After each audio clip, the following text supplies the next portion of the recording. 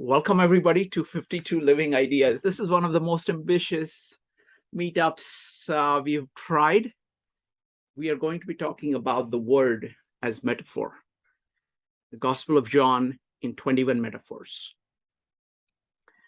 You know, this is a book I dearly love, and I always try to do things with it with the best of my capabilities. So this is what I can offer right now. And I'm going to try to do the best I can. All right. So I'm not a scholar of Gospel of John. I just love this book and I love talking about it to my friends. And that's exactly what I'm doing here. All right, let me get started. The word is metaphor for the Gospel of John. So the format of this meetup is that I have gone through and picked 21 metaphors, one for each chapter. I'm going to run through all of them in about 21 minutes. And then I have a surprise. So I'll make this presentation probably in about 30 minutes, I'm hoping. And then I'm going to have a conversation with Gary on all the 21 metaphors. Then we're going to open it up for everybody, and everybody gets to vote for the top 5 of their favorite metaphors. We will tabulate all the votes, and then we will discuss hopefully 7 of the top metaphors. All right, let me get started. So these are the 21 metaphors.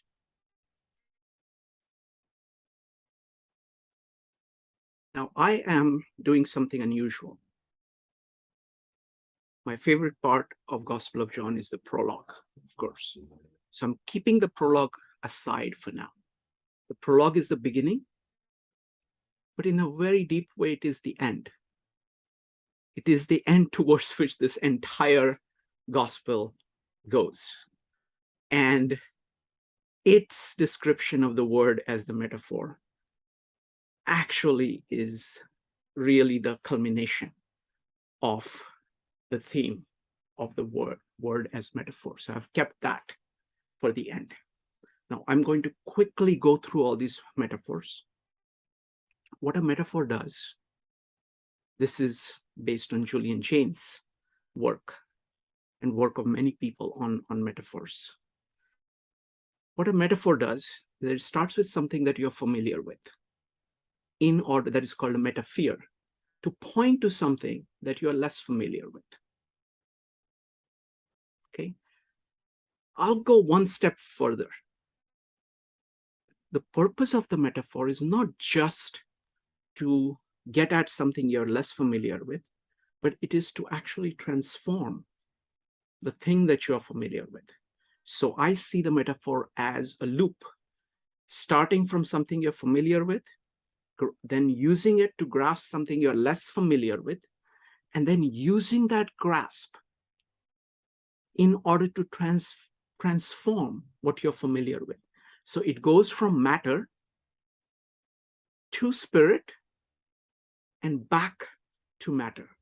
It goes from life, things in your life, to abstract out the spirit of that living thing, and then transform your life to make it spirited, spiritual life, good life, beautiful life.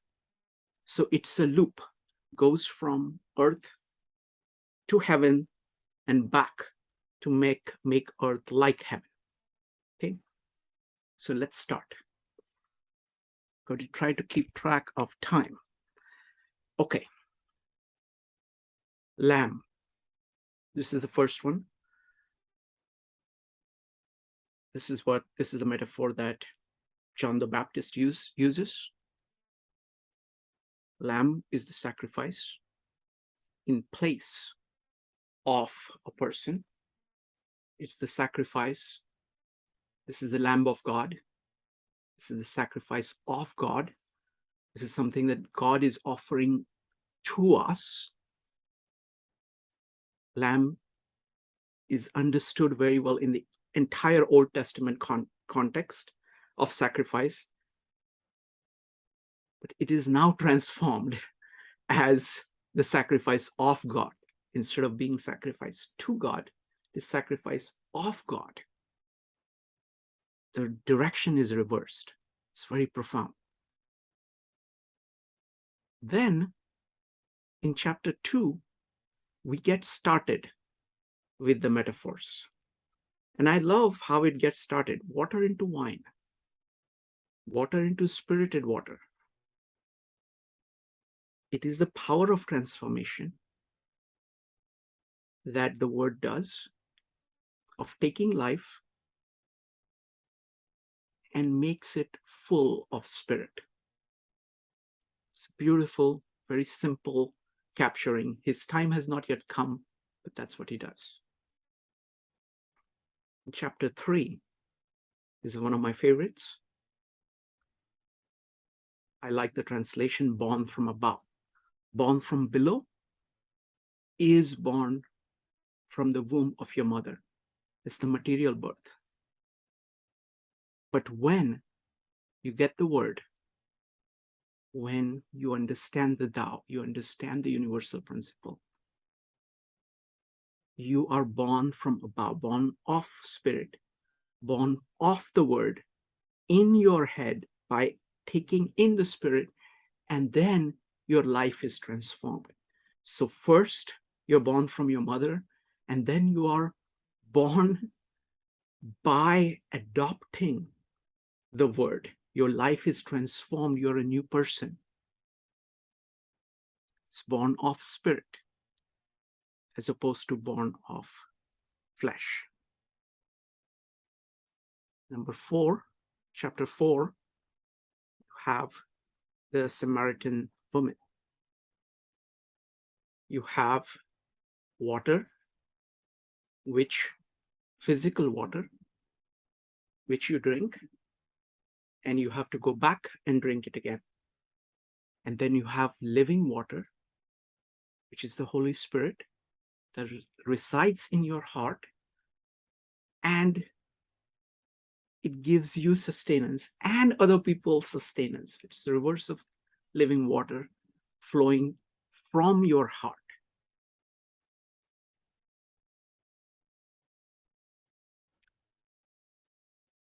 Chapter 5, we have the concept of sun. Now see how, look at these concepts, lamb, wine, born, water, sun, bread.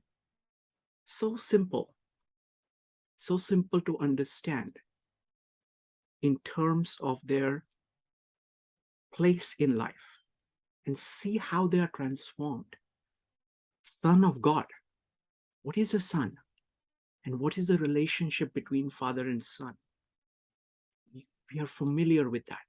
That is being used to transfer that into Son of God.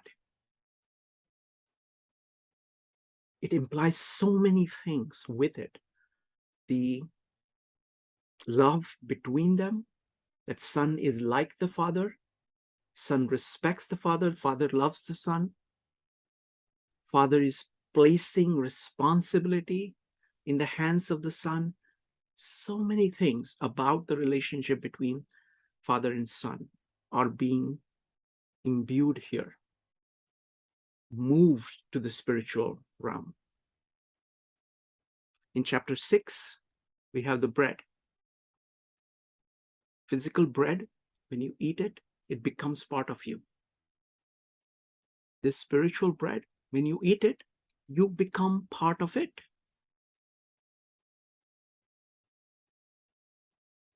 See the profoundness here in that very simple physical bread you eat, and only you are satisfied.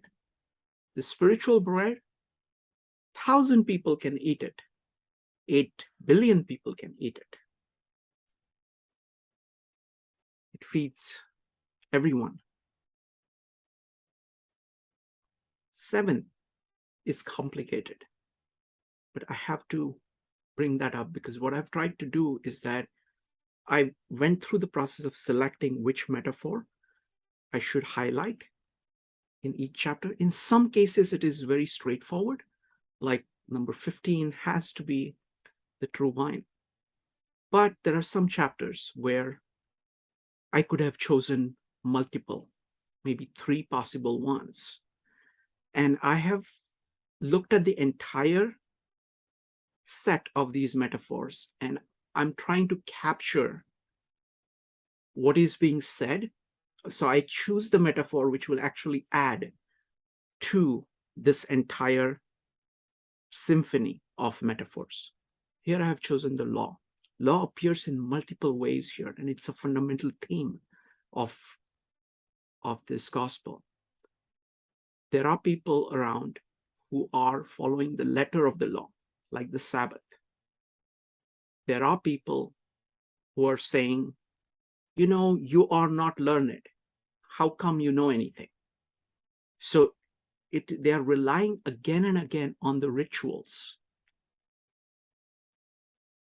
There is a transformation of law that is amongst people into law that is universal, that is within you, that you follow by conscience, by being with God.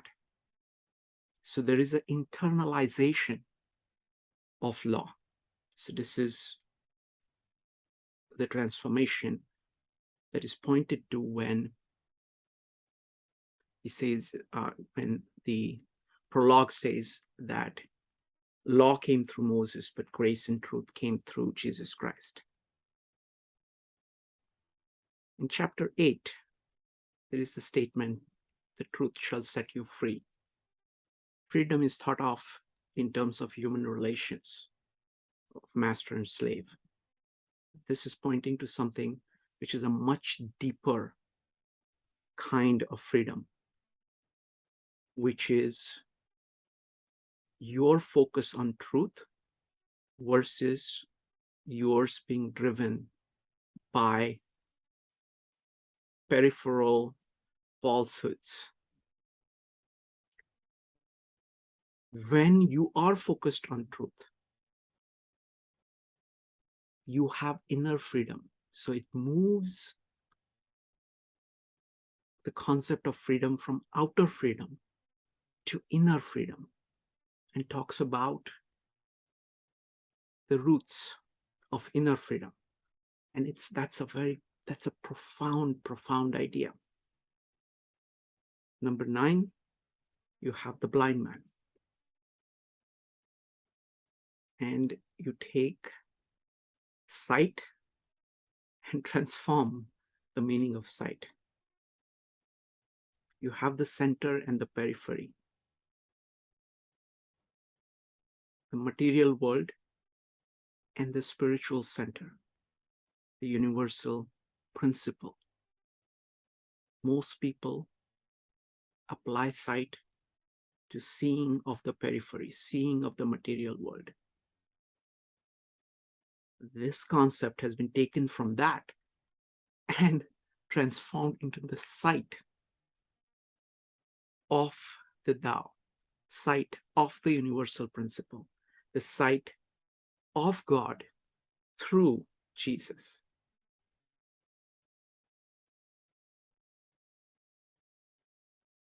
Number 10, shepherd, the good shepherd. Beautiful characterization, the door through which people can go to God, go to their natural place, and then are led back into the world to find greener pastures.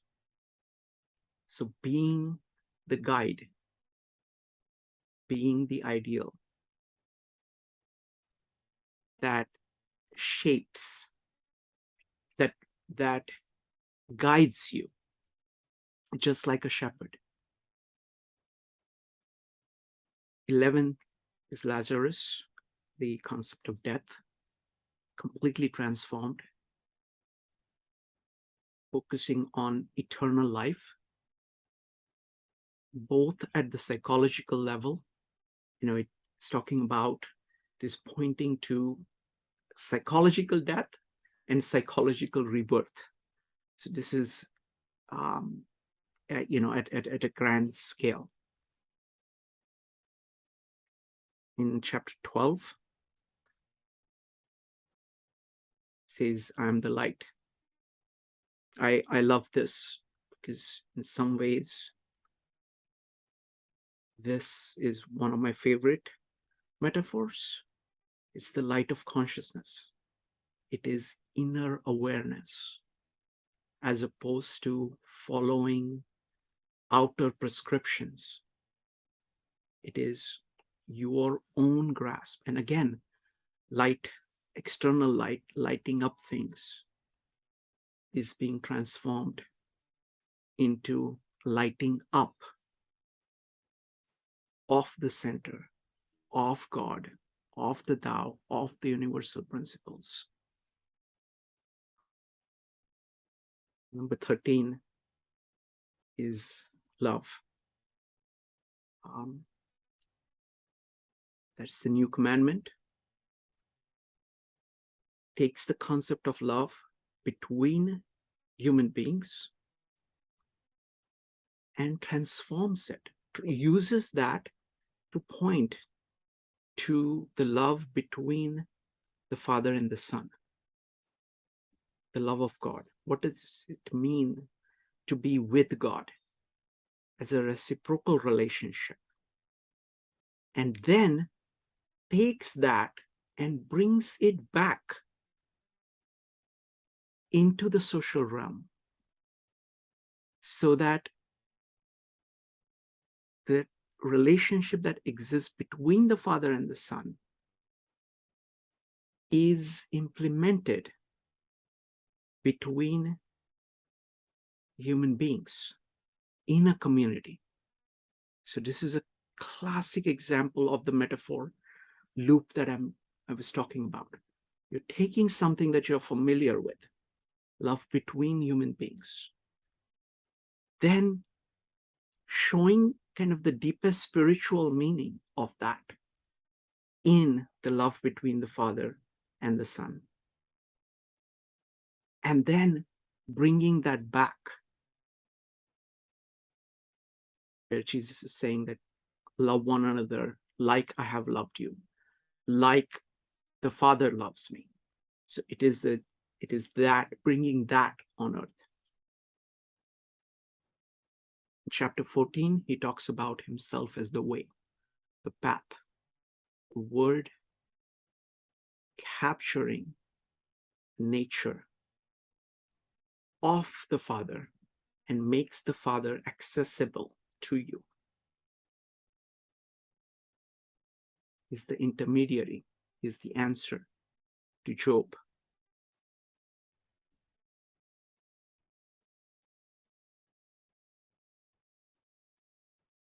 Chapter 15 has the vine, one of the most beautiful metaphors. We know the nature of trees and vines. We know that the sap has to flow through the branch for it to bring forth the fruit.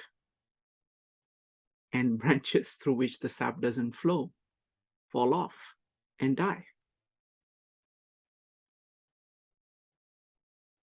That has been transformed into the eternal principle, the Tao, running through your life so that you can bear fruit.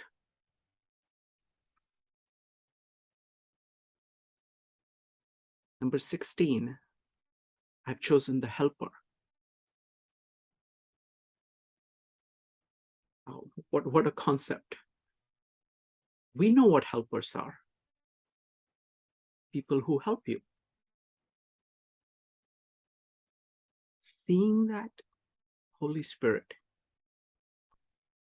that love between Father and the Son, as being the helper. It is another way of talking about the concept of love in chapter 13. But this time it is personified. There is some great power to personification, because we can relate to other people better than we can relate to abstract concepts. Especially when the person epitomizes, personifies those things. And that's what the helper is. In the high priestly prayer, in chapter 17, the family is used. We know what family is. We know the relationship, the warmth between the family. And Jesus is inviting us to be part of the family. And everything that we know about the family in life is applied to a spiritual family.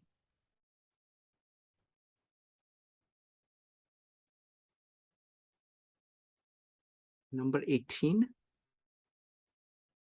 he talks about the kingdom, earthly kingdom, and spiritual kingdom. It's another very deep metaphor.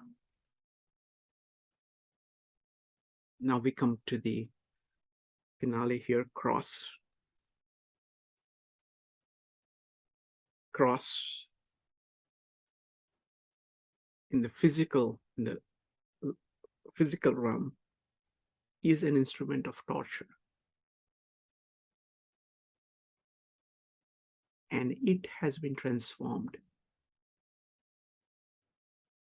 into something that you willingly do in order to be reborn, to take on, to tear away parts of you which are not consonant with the Tao, with the universal principles, and the absolute need for you to be willing to do that, to face your deepest fears, to give up things that you are attached to in order to have a fresh life focused on the universal principles.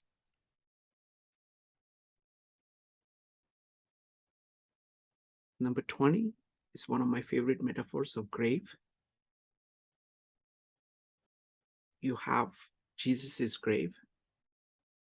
Grave is usually a resting place, a place of death. But in this case, that has been transformed into a place of birth. So this is the human skull, where you have to let everything that is not consonant with truth die. Your thoughts, your emotions, your habits, so that you can be born again. And finally, I love Jesus's invitation, come have breakfast. And how simple a meal shared amongst family and friends. An invitation to that. That is community. And he is taking that and transforming it into the concept of church, where Peter is ready to feed the bread to the lamps. So these are the 21 metaphors. Now I come to the most difficult slide, and that is this.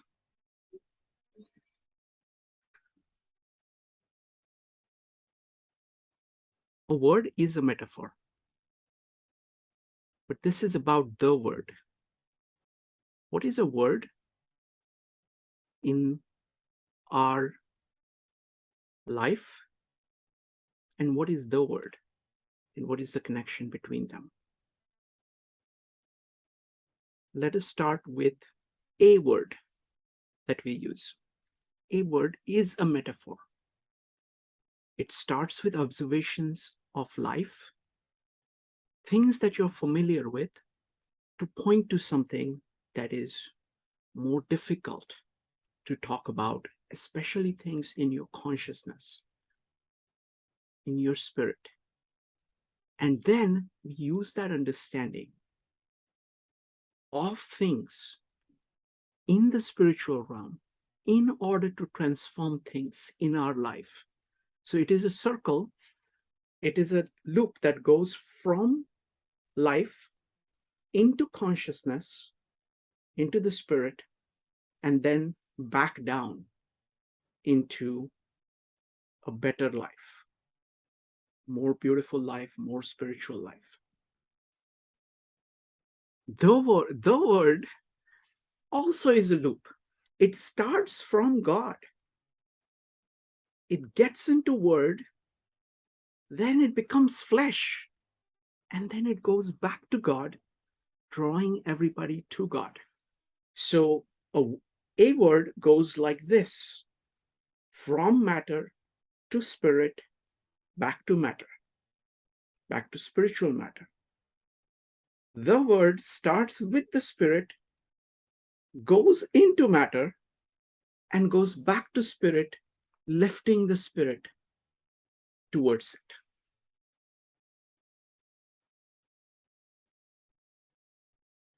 Now, word is a metaphor, but don't take my word for it. Let's look at this. These are the 7 things that word says about himself. I am the bread of life. Metaphor. I am the light of the world. A metaphor. I am the door. A metaphor. I am the good shepherd. A metaphor. I am the resurrection and the life. A metaphor. I am the way, the truth, and the life. A metaphor. I am the true wine. A metaphor. Now, don't think that metaphors are these big things that appear at the level of a chapter of a book. For the finale, let's go to the prologue and see metaphors in the prologue. Here are the 21 metaphors from the 18 verses of the prologue. In the beginning.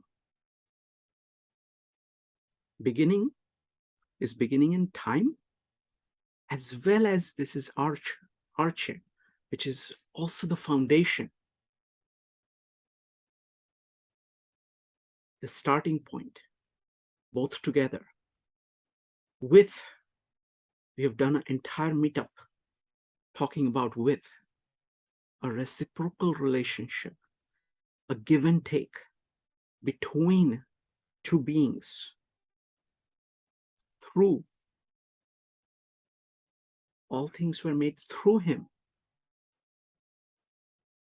We know what through is at a physical level, and that is being transformed into the universal principle acting through conscious words, transforming life.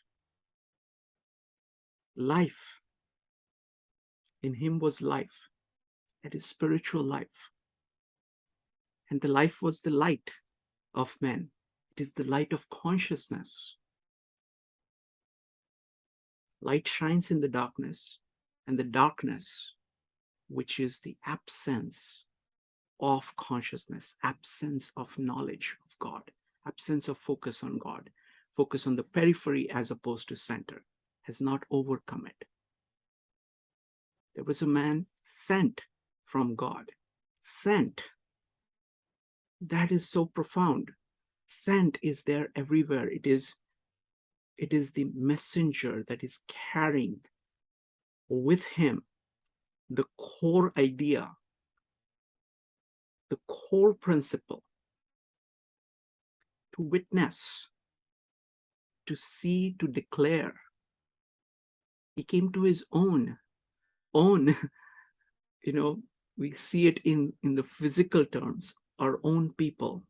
But here, own means people who claim to be with God, but are not. His own did not receive him. Again, receive. We see receiving of things that is being transformed into receiving of grace, accepting of the universal truth. But those who did receive him, he gave the right to be children. Again, children. The relationship between children, we know the relationship between children that is being transferred, dwelt. What does it mean to that he dwelt with us? Now, it uses the word among, but it can also be translated into in. So he dwelt in us. So this is, we know what dwelt is at a physical level, but what does it mean to dwell for something like consciousness, something like the word, to dwell in you? It's again the Son, and there is Father, that is your generator of everything.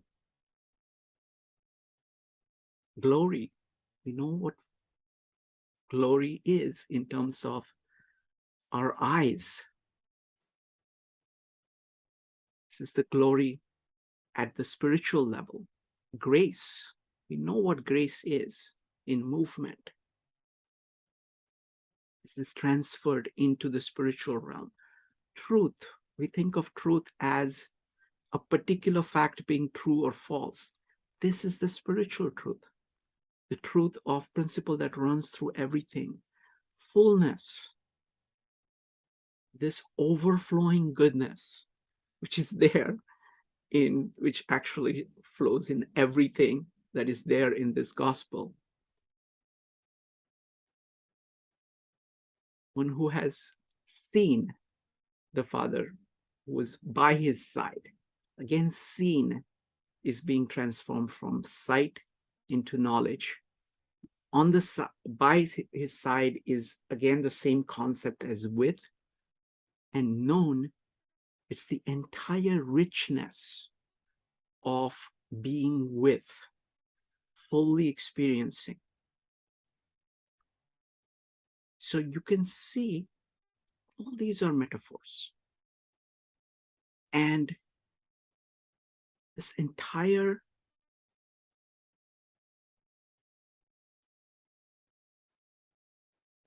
gospel has this most amazing use of metaphors to point to.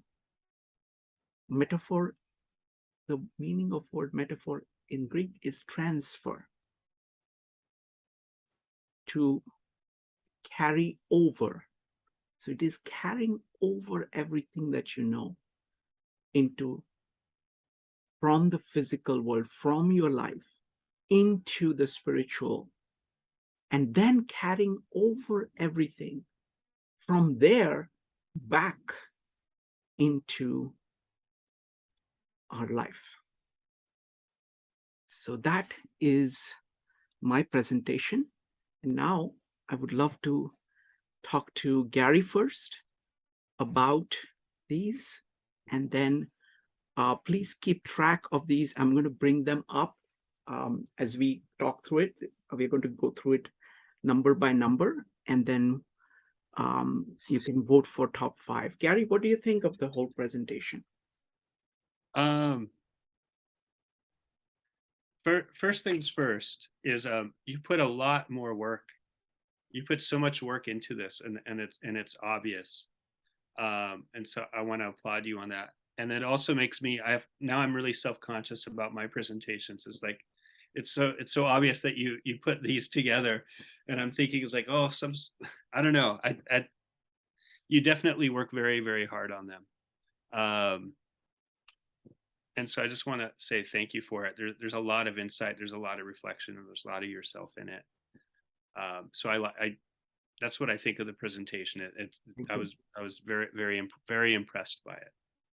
I'm imagining myself going chapter by chapter through the Gospel of John and trying to pick out each metaphor, just like what you did. And in my mind, I'm logging how many hours it's going to take. And that's for me being familiar with it. And so when I say I'm impressed by that, it's like I can imagine what you're working on it. Your dedication is truly impressive. What I really liked probably most is you brought up that the idea of metaphor is to transform what you're already familiar with. And I think that in this context, that's probably the most applicable, most important thing for us to take away.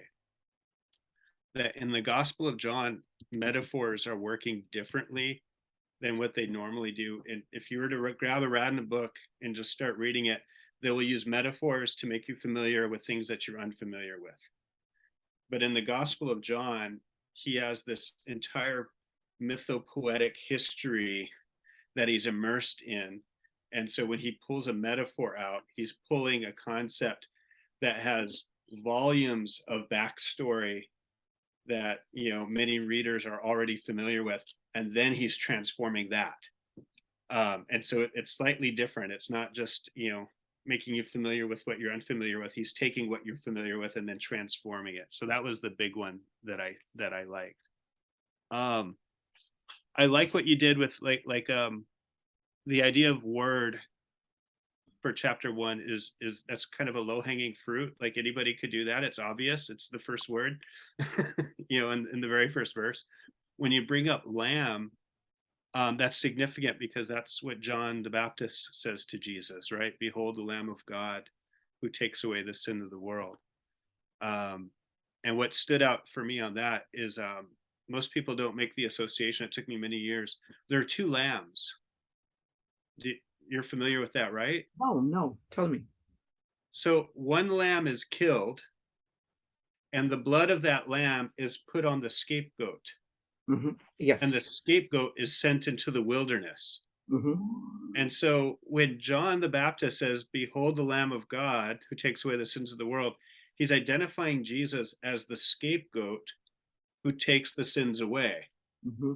But when we get to the Gospel of John and we have the crucifixion, Aquinas commentary points this out very clearly, is that the chronology is set up that Jesus dies at the time that the Passover lamb dies.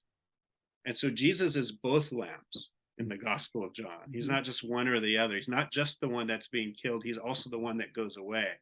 Mm-hmm. And that's really significant. I was looking at when we get to grave, the most significant thing about that metaphor is there's no body there.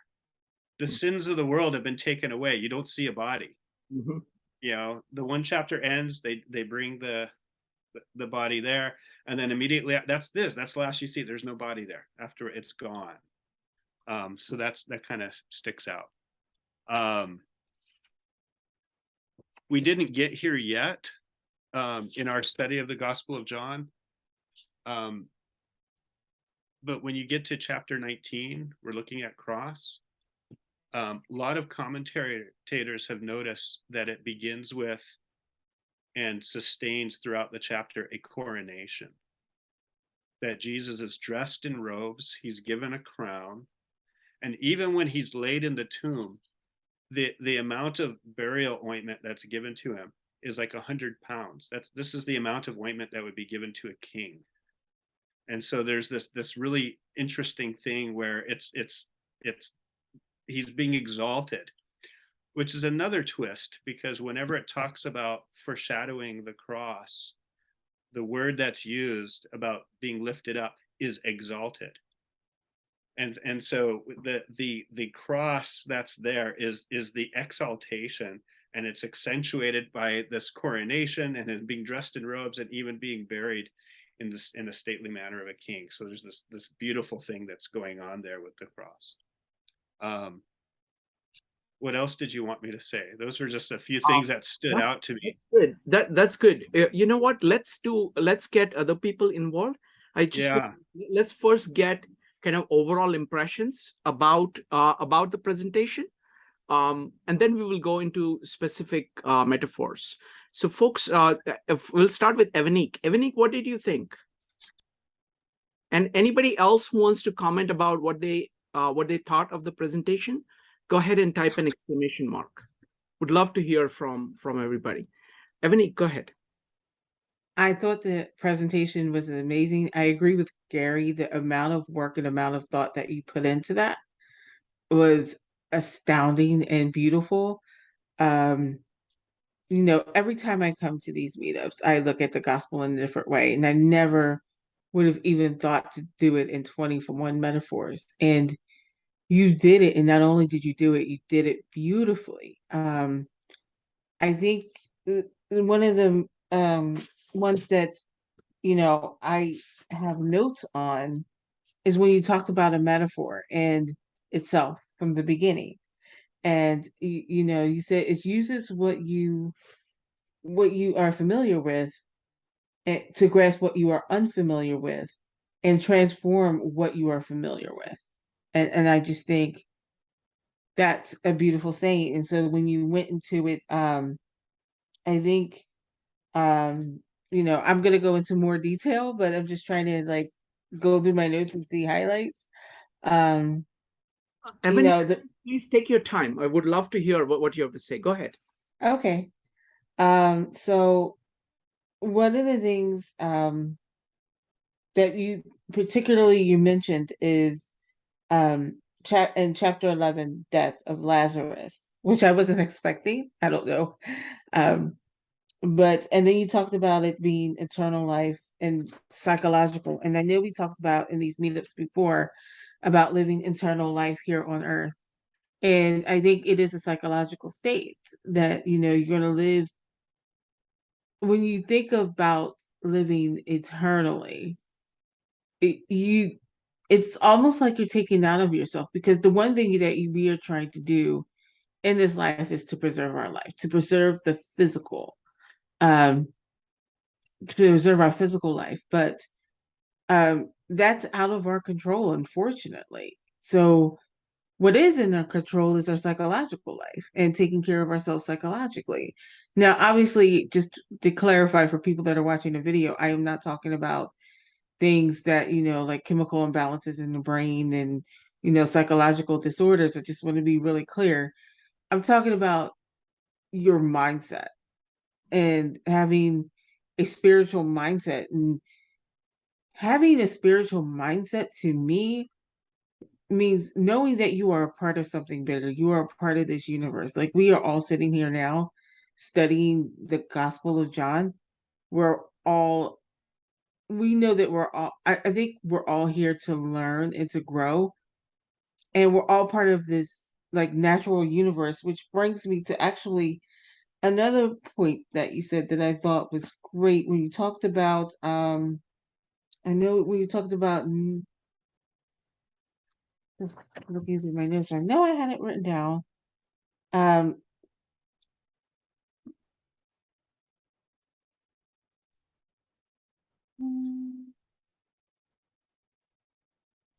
Okay, I can't find it. Oh yeah, when you talked about chapter 10, the shepherd.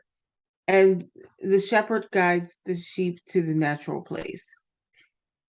And you know, I always just when every time I heard that, it was about, you know, Jesus being your savior, right? And but when you say guide them to a natural place of God that is in them, I think of it more as a universal. That you're taking people, that Jesus is taking people to this natural place inside them, like they're getting to the root of their nature. So it's just so, that was so good. And I think one of the things I loved about is freedom, and it's focused on the truth and inner freedom. And then I think of what Gary said about the two lambs, right? And that Jesus encompassing both.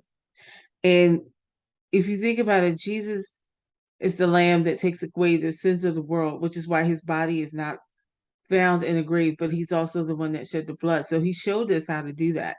And when you talked about the crucifixion, and you talked about the cross, and being willing to transform, that the cross in Roman culture was like one of the cruelest ways to execute someone. Jesus went to that willingly, and there was a transformation in him, that he had to take on all the sins of the world. He had to transform himself from being the Son of God to being the bearer of all sins, to separate himself from God, to and to experience that, experience the separation of God for the sake of us, is beautiful. But then we have to be willing to transform, like you said, and cut away everything that doesn't bring us closer to God. And I think about that, and I think of, that pruning happens every day. Every day you have to go in and you have to, prune a tree, or prune the dead vines or the dead leaves, because they'll take away from the life that you have. They'll take away. And so if you think about it, every day we see something, as more and more you study this work, and we study the three texts, the Tao and the Gita and the Bible, the more and more, at least for myself, I see things every day that need to be taken away, that need to be pruned.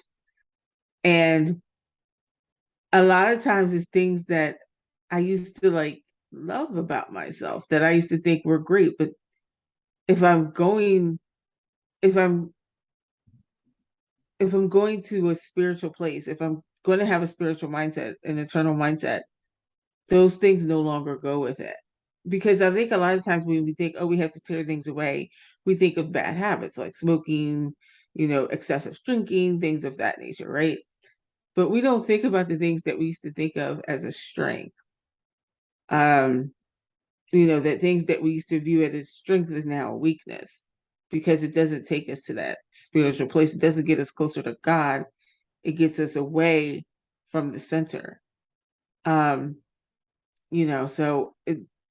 it just, for me, this work that we've been doing throughout the series, the Gospel of John, the Gita, and the Tao, has been transformative. So yeah, this was great. I can't wait to get into deeper discussion. Wonderful. Thank you. Thank you. So folks would love to hear what you got from it. Next up is going to be Joe, followed by Katie. Joe, go ahead. So I'll agree with everybody. I mean, it was a remarkable presentation, an incredible amount of effort, and deeply appreciated. So it was, I think we all here feel a debt of gratitude for all the work that you put in, but this in particular, this was pretty extraordinary. I think that the interesting thing, the first thing that comes to mind is the metaphors that you had chosen. They all clarify extremely difficult topics in a very clear way, and that's the key to a very good metaphor, that it's very clear and concise, and it actually relates to the topic and the concept that you're trying to communicate. And I think I was thinking about this as you were going through the metaphors. Contextually, it gives you the context of each story, each chapter of the Gospel of John.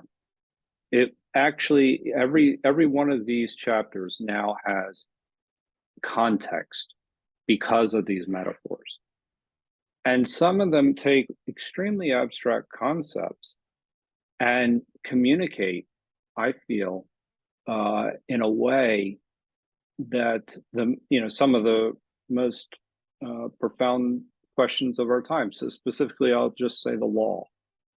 What is the law? And then why are you following the law? Like, what is the law in the context of the Gospel of John? Why is it important to discuss this? Because people are following it for what reason?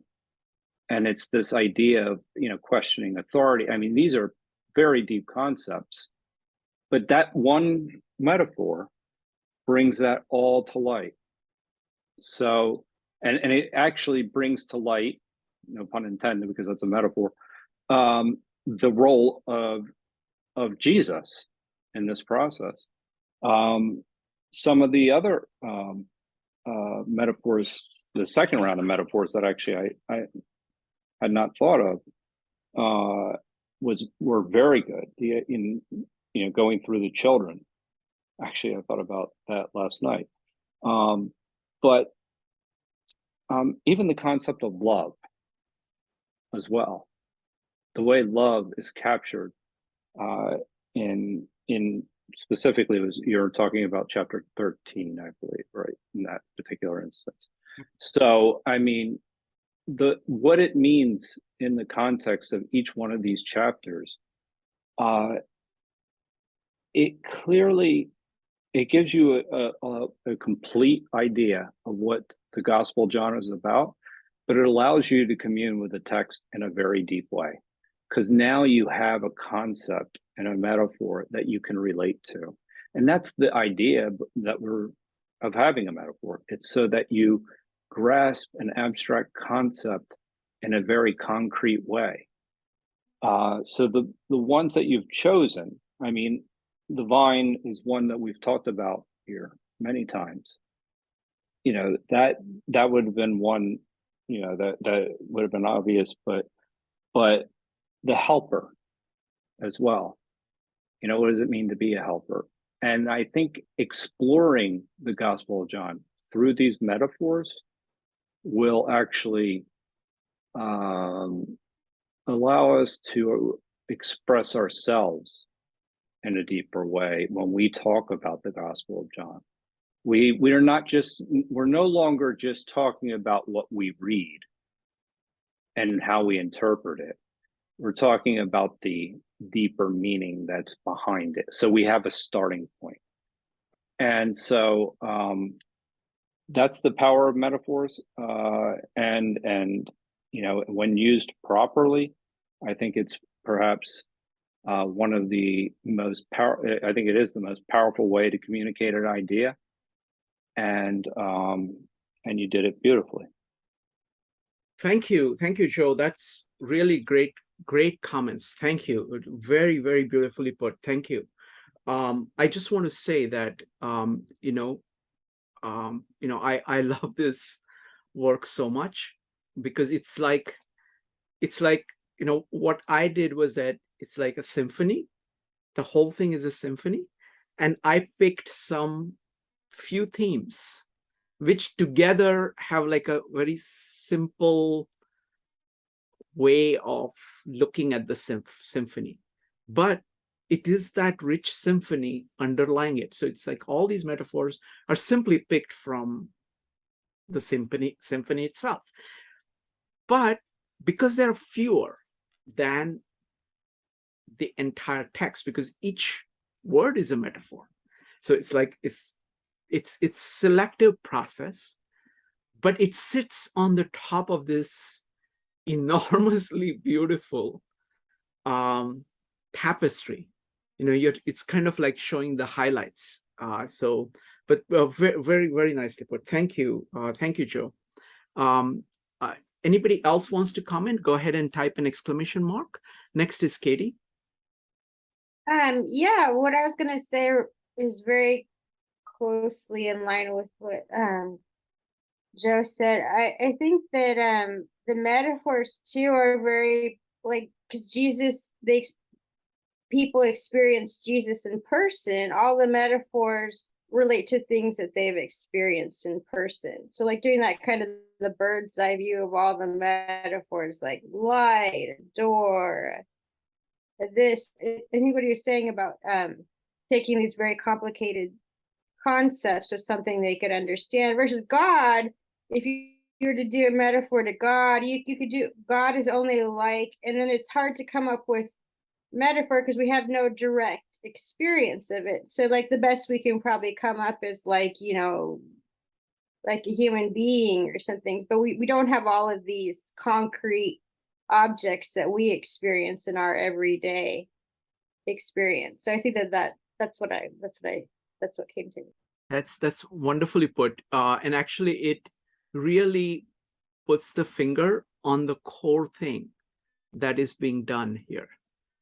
What is being done is really, we're talking about the Tao. Okay, I'm using the terminology. C.S. Lewis actually uses this terminology of the Tao to refer to God. Tao is very difficult to talk about. And the Gospel of John goes further than that. Okay, so the greatness of Tao Te Ching is that it says Tao is, and everything starts. It is the beginning of everything, and never lose track of it. What the Gospel of John is doing, and what the New Testament is doing, is that it is showing you a way. It is a way of going towards the Tao. This entire symphony of metaphors, Katie is right. It is very difficult to talk about God. So you have the intermediary. That's the Word. And the Word is with God. So there is, he never loses contact with God. And then he explicates himself. No, not only everything is made from him, but he's the light. Okay, and how is he a light?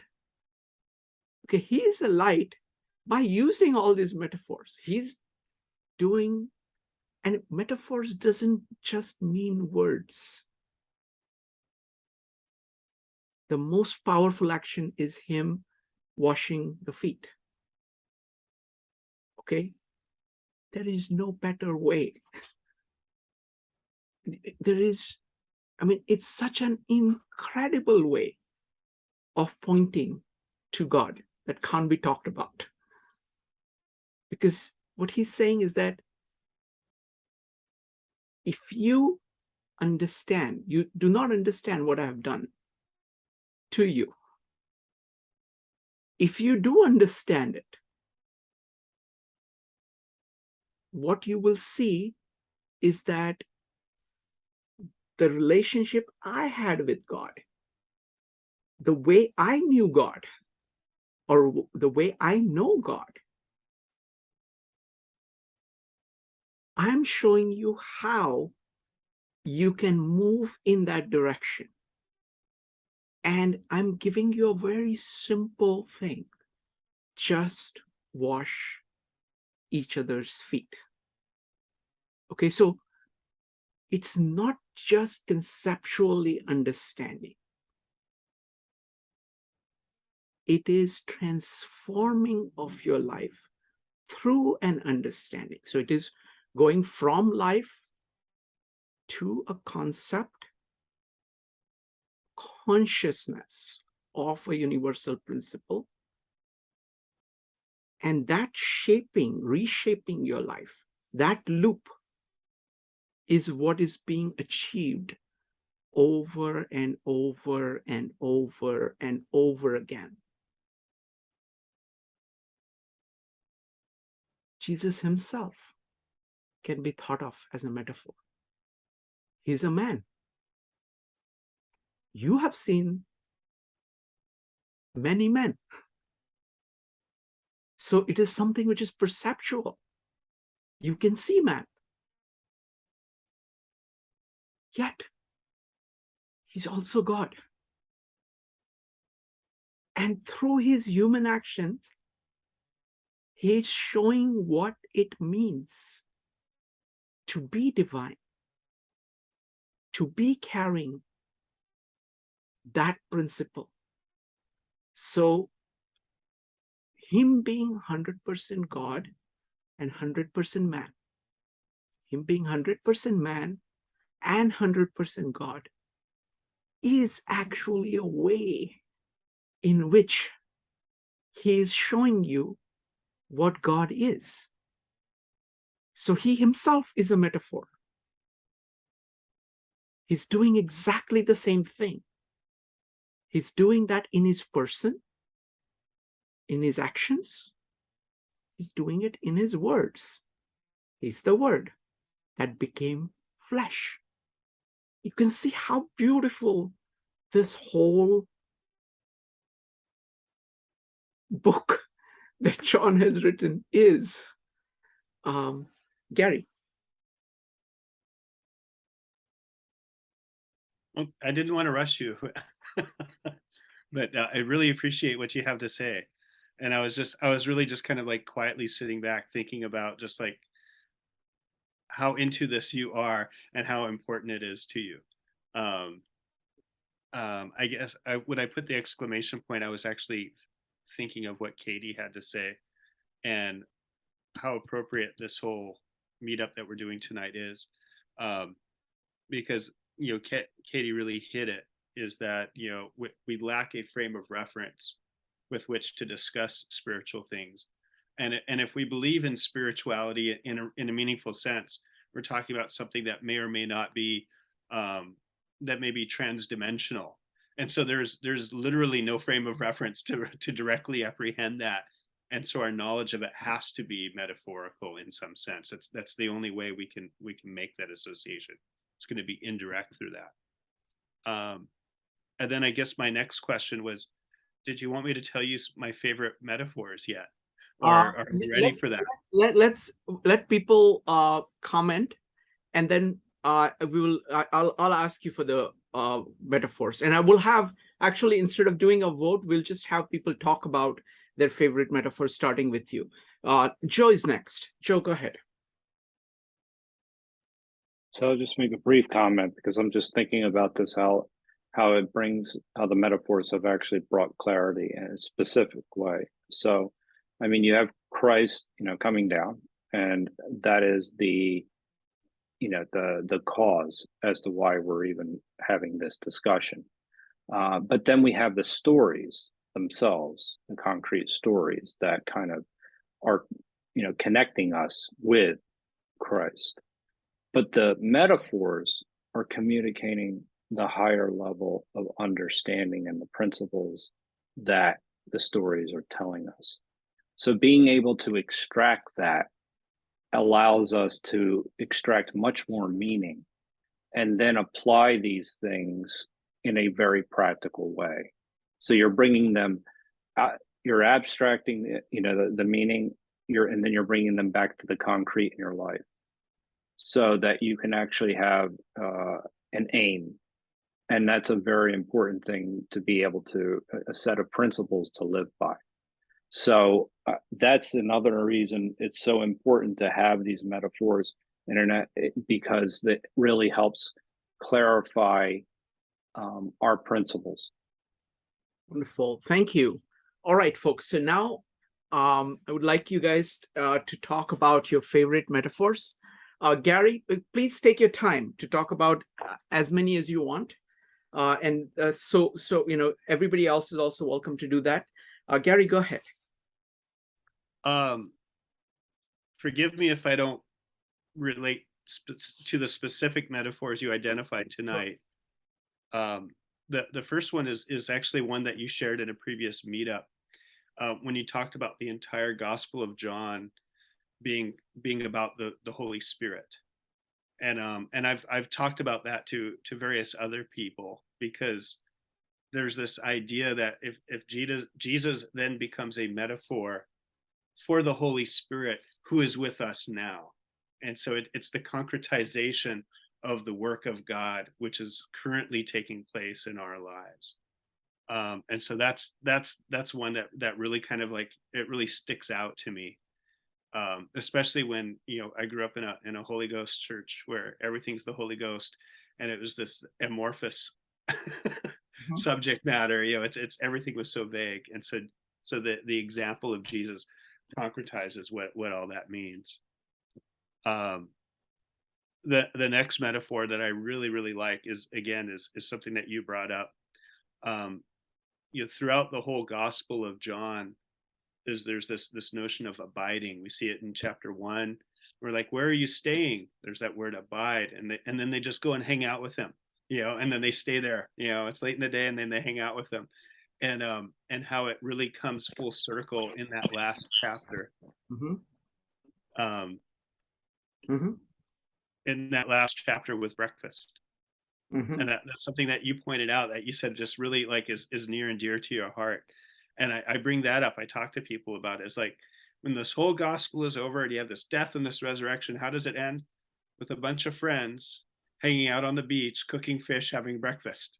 Like, does God want anything else out of you? What are the demands of the creator of the universe?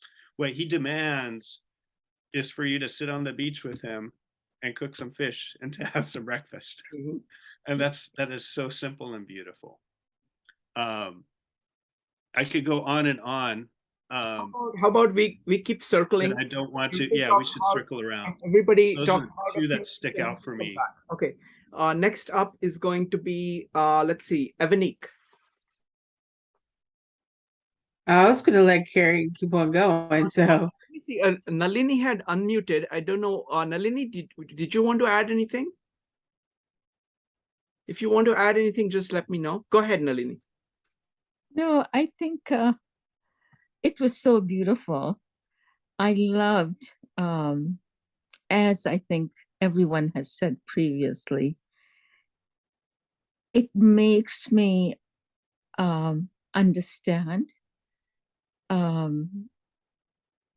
it much better, and that each metaphor, the way I think Katie mentioned also, it's just, what it's supposed to do. It gives you the gist of that.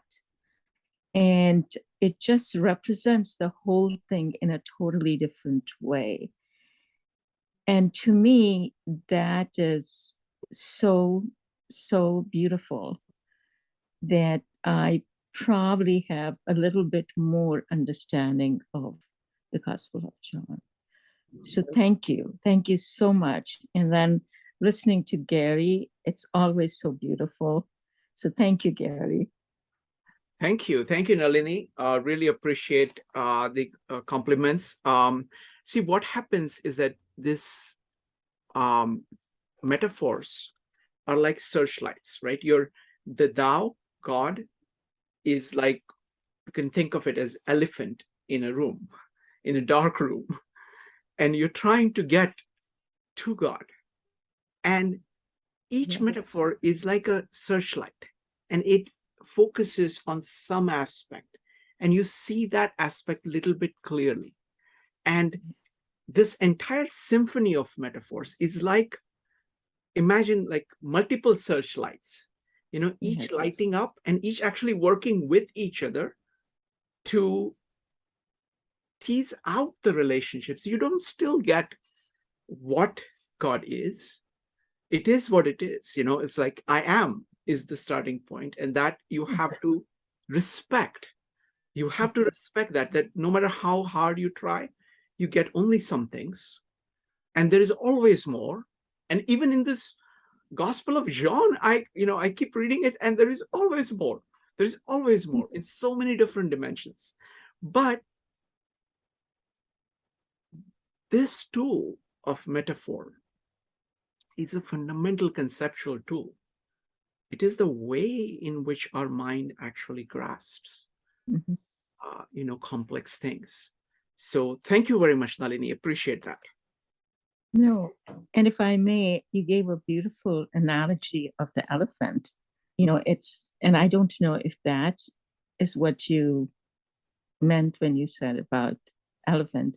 It's like each person touches the elephant, Yes. and right? Okay. And then, you know, I was yeah. trying to mix different metaphors together. So there is Yes. a phrase called elephant in the room. Yes. I was trying to take that. I was trying to take the story of the elephant and different blind men trying to Yes, what exactly. is, and I was trying to combine all of them, you know, in a metaphor, you know, so Yes. that and that's how these metaphors work, you know. Yes. What they do is that as you work with them, Mhm. and you really have to love what you're doing, and you have to be open to seeing connections, because it's all analogical. You know, you're saying this is Mhm. like that, this is like that, and your mind is very good at actually seeing similarities. But for that, you have to be willing to kind of throw away your kind of preconceptions, because we tend to have like fixed ideas that actually it's saying that I have the name, who needs the Tao? You know, it's like you have something and you're holding on to it. If you hold on to it like that, then you're not going to be able to catch the wind. You know, wind doesn't work like that. You know, you have to let it flow, you know. Mhm.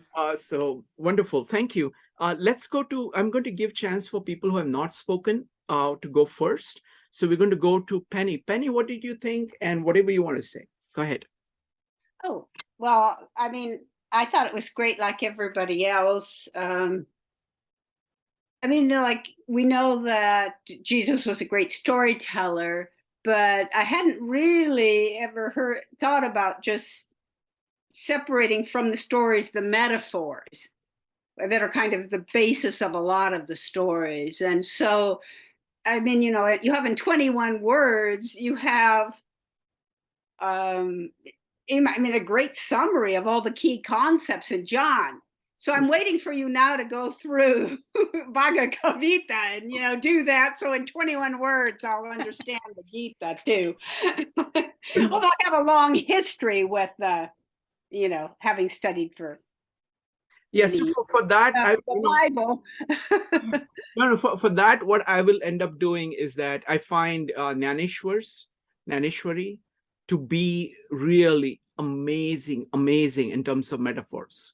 Right. So I usually look at that for metaphors. It is far richer than Bhagavad Gita itself. So it's very unusual, right? You know, like it's like Aquinas plus Shakespeare combined. Okay, so it is like he has the understanding, depth of understanding and scholarship of Aquinas, but his way of expression is not even Shakespeare. It's like William Blake, or we are reading Khalil Gibran. So he's of that caliber, his expression. So he's able to take, like, for example, let me give you one example. Okay, he says, look, human condition is like a parrot. Okay, the entire sky is open to you. The God is always open to you. Okay, you're sitting on a branch, and then there is a gust of wind and you get turned upside down. Okay, so you still have wings. Okay, but you look and you see only ground. So you're afraid to let go of the branch. So you hold on to what you know. That's the branch. And therefore you can't fly. The God is still there. The sky is still there. And you have wings. But you have this inverted perspective of what is the sky and what is the ground. Where do you belong? And that's why you never get there, because you're holding on to it. Look at the beauty of this. It's the most pithy, moving capturing of human condition. So that's what he does again and again and again, just like John. It's of the same caliber. Please go on. And one of my favorite metaphors forever is the shepherd.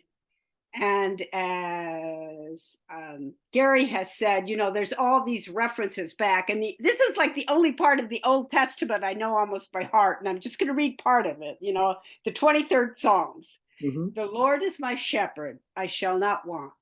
He makes me lie down in green pastures. He leads me beside still waters. He restores my soul. He leads me in right paths for his name's sake. Even though I walk through the darkest valley, which I know is the shadow of death, I fear no evil, for you are with me. Your rod and your staff, they comfort me.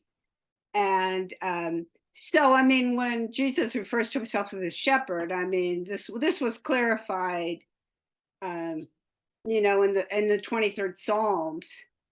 And this is just something that I used to, when I used to be a travel for business, I would go and get out the Gideon's Bible that was in the drawer of the hotel, and I would turn to the 23rd Psalms and I would read it.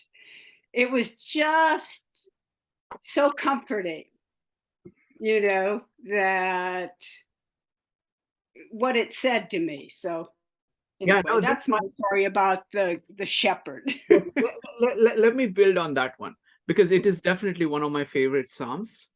And what Psalms are, right? I just went through the first 30 Psalms. I have a friend who reads these things to me. So he just read out the first 30 because I wanted to see what is it that the Psalms are doing, right? Psalms are basically trying to relate to God. Okay. And it's the most devout, it's full of devotion, full of love of God. At the same time, the knowledge of God is limited. There is a yearning for it. So the word in New Testament is the answer to the prayer that Psalms. It is an amazing answer, because it is actually bringing God down to earth, and allowing you to be with God, not as a hope, but in the full present. And it does that through these amazing words, because it's the consciousness of God which is being had. In Old Testament, the relationship to God is distant. It is through the prophets, but most people are not prophets. And prophets get these visions once in a while. There is, even when the temple comes, there are only, some people who can tend to the temple, and only a small percentage, only a handful who can go in there. And that also on certain days. So there is this distance. God is there, but there is a distance. And the New Testament is all about rending the curtain and making God accessible.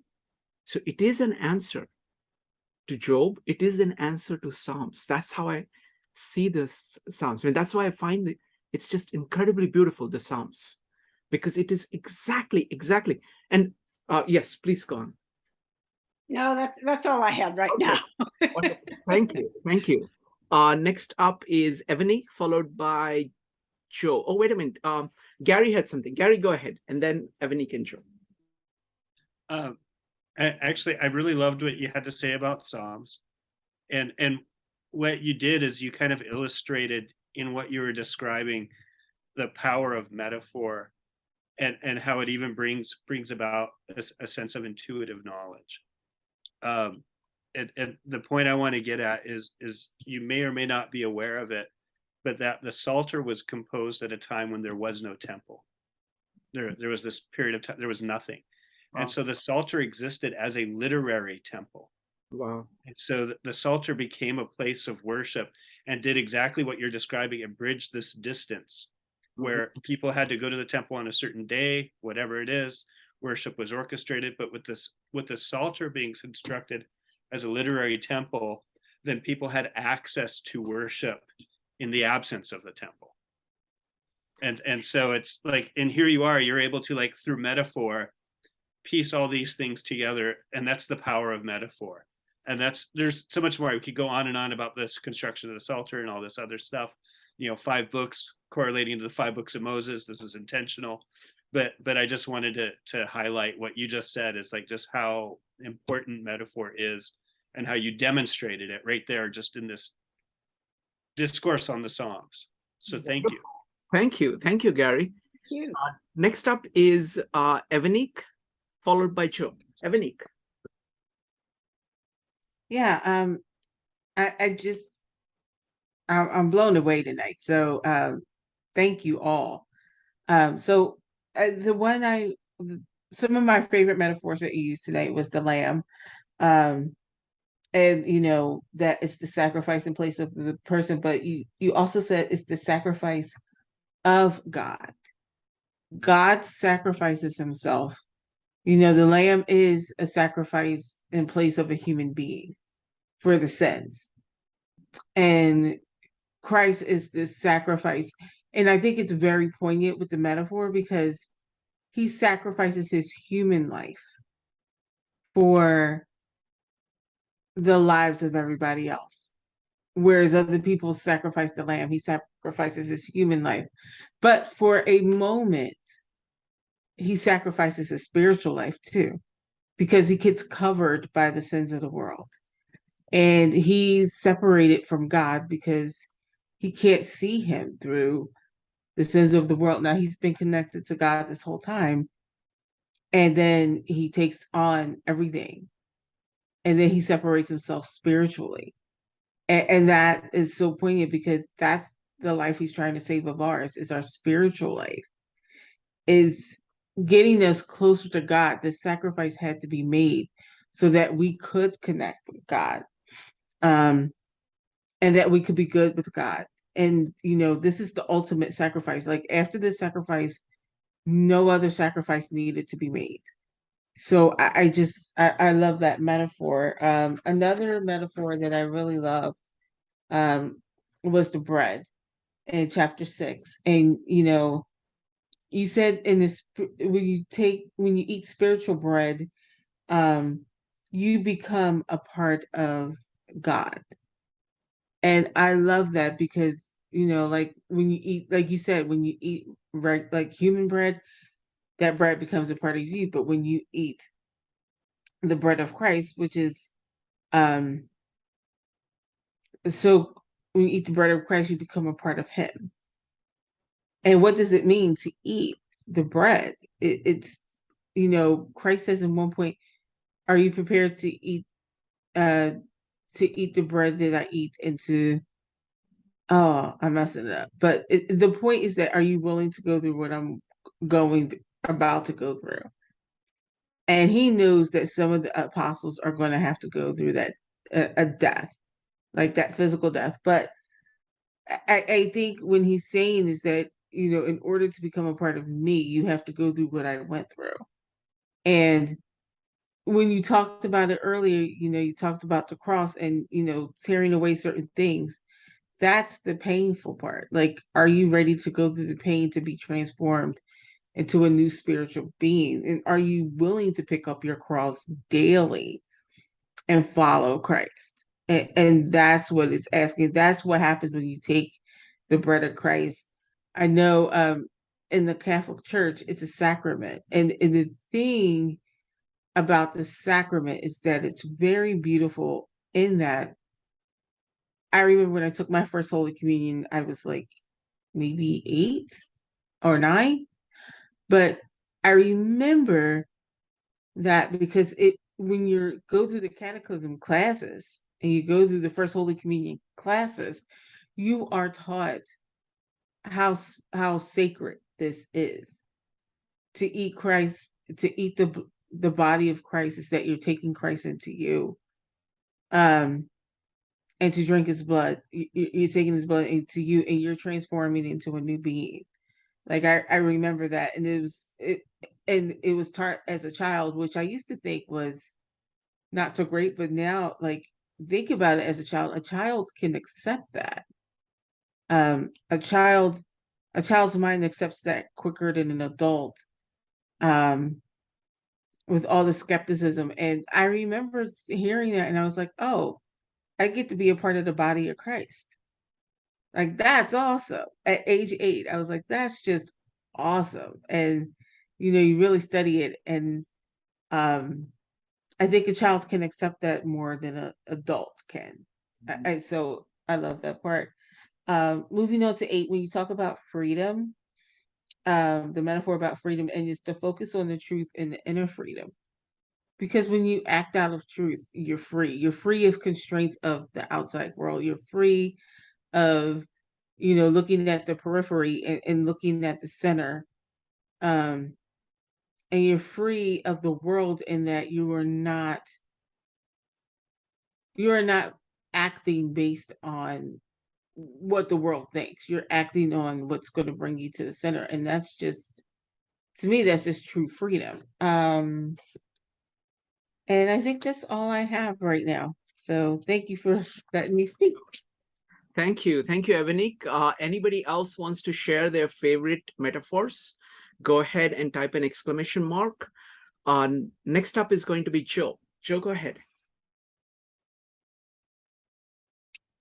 So, I mean, it's hard to pick a favorite per se, but I'm going to pick the one that I think is important to discuss, is the one about law and the importance of that. And the reason why I think that that's so important is because it's such a shift in the way we view the world, in the sense that you look at it in a very legalistic way, like versus a way of faith and truth. And this is a contrast, because you're following laws, you're following the laws of Moses, but you don't necessarily actually understand maybe why you're following those laws. And Christ comes along and says, I'm the light, I'm the truth. Here I am performing a miracle, and you're complaining it's on the Sabbath. And so the idea that there's a reason and a logic that follows, in addition to faith and grace and the acceptance of that faith, I think is really it's a shift in how not only this culture, at this particular moment in time was operating. You could also look at the way legalism was actually functioning in ancient China as well. People have tried this through essentially punishment and reward, versus this idea of having faith and doing what you feel to be the right thing to do. So, I mean, I think that that's a profound shift in society's values, and one that was absolutely necessary, because it goes from one that was, maybe based on fear, and it leads to a certain freedom as well, and liberation, because you're following who you are. You're not necessarily just, there's a self-discovery, I think, in this process. May I say something? Please. I mean, the best metaphor here is that of, I don't remember which chapter. I think it was 15. Son and slave, difference between slave and son. Yes. Slave is one who doesn't know his master. He just knows that master has said, you need to do this. So that is following the law. But right. But son actually knows the master. And wants to know the master and is devoted to the master and has internalized what should be. He's conscious of the universal principle. He has internal grasp of it. He has a conscience in him that is going to lead to him doing the right thing. And so it is like expansion of this. It's consciousness, basically consciousness of God, as opposed to following the orders that came from God, laws that came from God. So if you don't mind, Joe, I want to ask Gary about this. Gary, what do you think about the law and the statement that law came through Moses, but grace and truth came through Jesus Christ?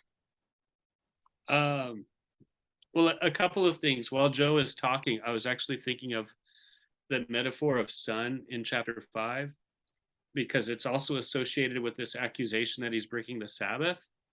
And Jesus' response is, I can only do what I see my Father doing.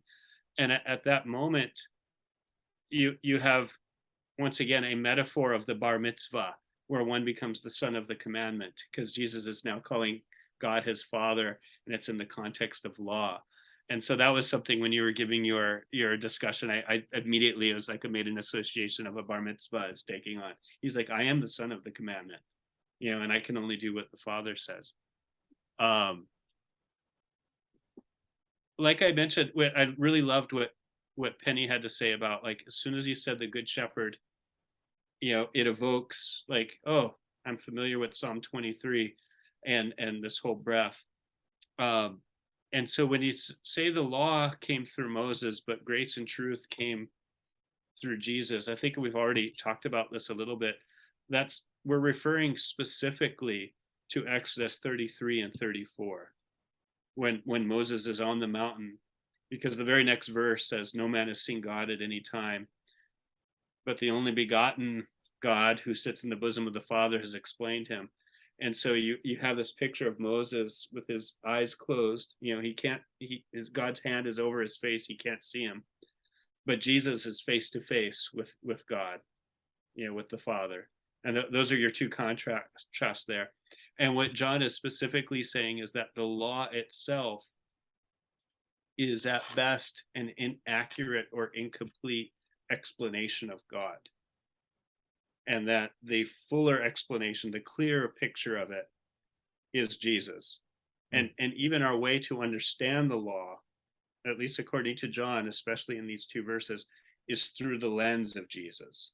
That if we want to really understand the Old Testament, we have to look through the life of Jesus in order to get he is the hermeneutical lens, is the life and of Jesus. And I hope I'm guessing that's what you were asking me about. Yes, excellent. And I think the Gospel of John is like the very tip of that lens, because it kind of sits on the top of everything else and uses all of the New Testament, all of the Old Testament. And yes. exactly the point that you made, I think this is a great point, that it's not, metaphors count not just on your the base for metaphors is not just your experience in life. It is all the other metaphors and all the other work that everybody has done, in this case including all of the Old Testament. And it uses that, John uses all of that masterfully. And it's just like, it's so and beautiful. It's not like, it's not heavy-handed, you see. And when it is heavy-handed, then it carries only less punch actually than the original. But if you, by the way, just go over it, it's like flying over it. It just picks up this entire heft of all the connections, of all the metaphors. It is, the eagle is flying over. And by the time he lands, he lands with all of that weight behind him. Thank you. Joe, please continue. Yeah, I mean, just really quickly, I really like the idea of looking through the lens of Christ as actually, it's almost as if, you're coming out of the dark and into the light. And again, I think that this, I think that the example that you provided, Srikant, was really the slave and the master is just exactly what we're talking about here. Just one other thing is that, when religions, I think, become dogmatic, that you're no longer, you have all the answers and you're no longer doing a genuine search for knowledge. So that there's that aspect of it is that you're searching for truth by following, the new way, and not necessarily, you have to know the laws and understand why they exist, but it's an ongoing process, is the search for knowledge. And so I think that that's just one aspect of it. I think another one, and we have to, I think, before the night's done, get to the word.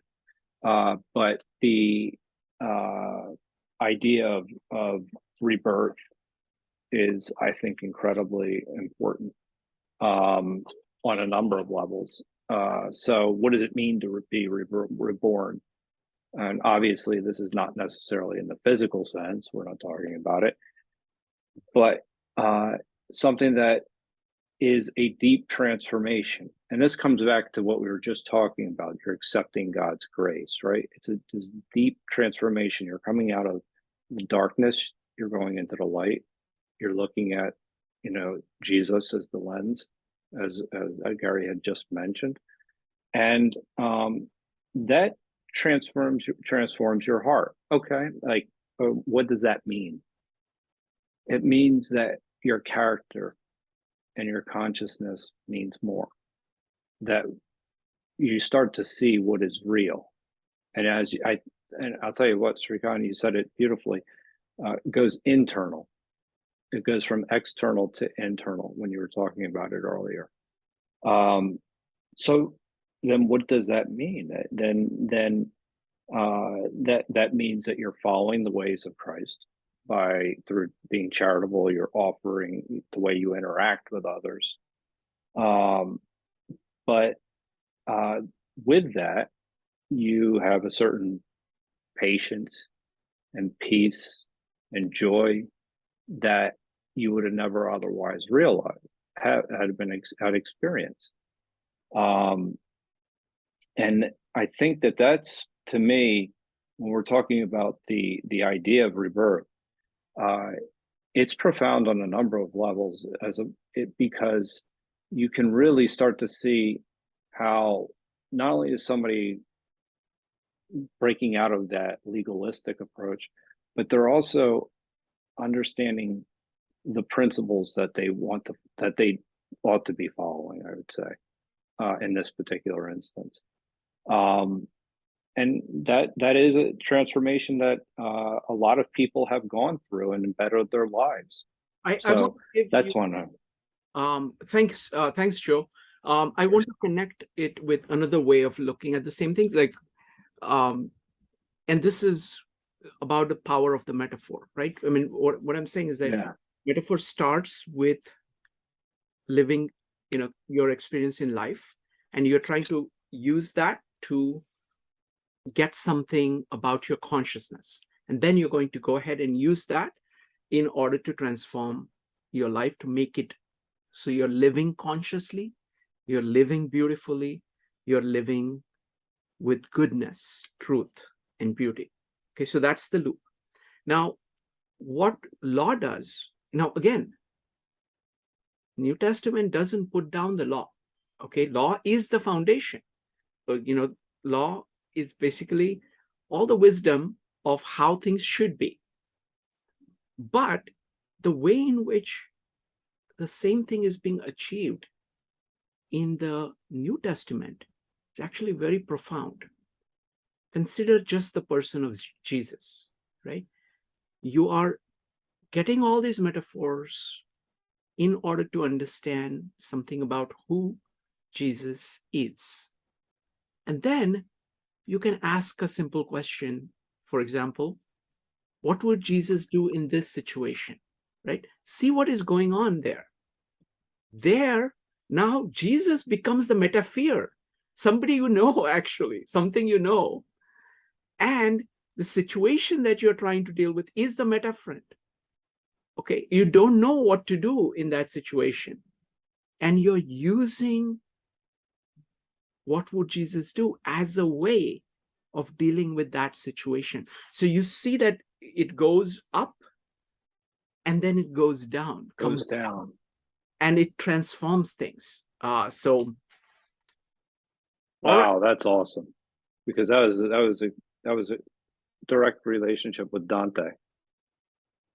Like, you know, essentially he had, you know, well, actually he had to go down to go up. So anyway, I mixed that up. All right, so sorry about that. All right, would love to hear from anybody else who would like to say anything more about metaphors, the things that they like, anything that you want to talk about.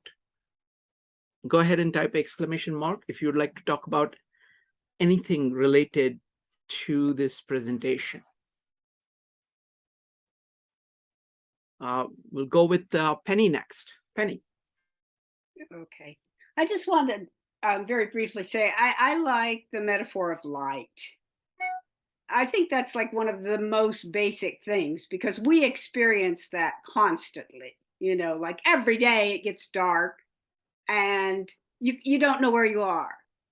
You can't see, but when you turn on the light, you can see. So it's so clear when you say, I am the light, that this is the way, this is the thing that's lighting up the path, showing you the way to go. And it's just something we experience all the time. And then, as you were saying, the transformation, I mean, I think it's easy too to say, then if you have the spiritual light in you, then you can be a light for other people and show them. So it's very easy to picture it, to understand it. So that's one of the metaphors that I like. Yeah, that is definitely my favorite of all the 7 statements of Jesus. That's definitely my favorite. I'm the light of the world. Because the light here is really consciousness. It's your awareness. Again, consciousness, people think of it as being conscious of a chair. No, this is consciousness in the spiritual realm. So this is consciousness of the Tao. Your focus on the Tao. You're being aware of how Tao is flowing in your life right now. It is something about the present.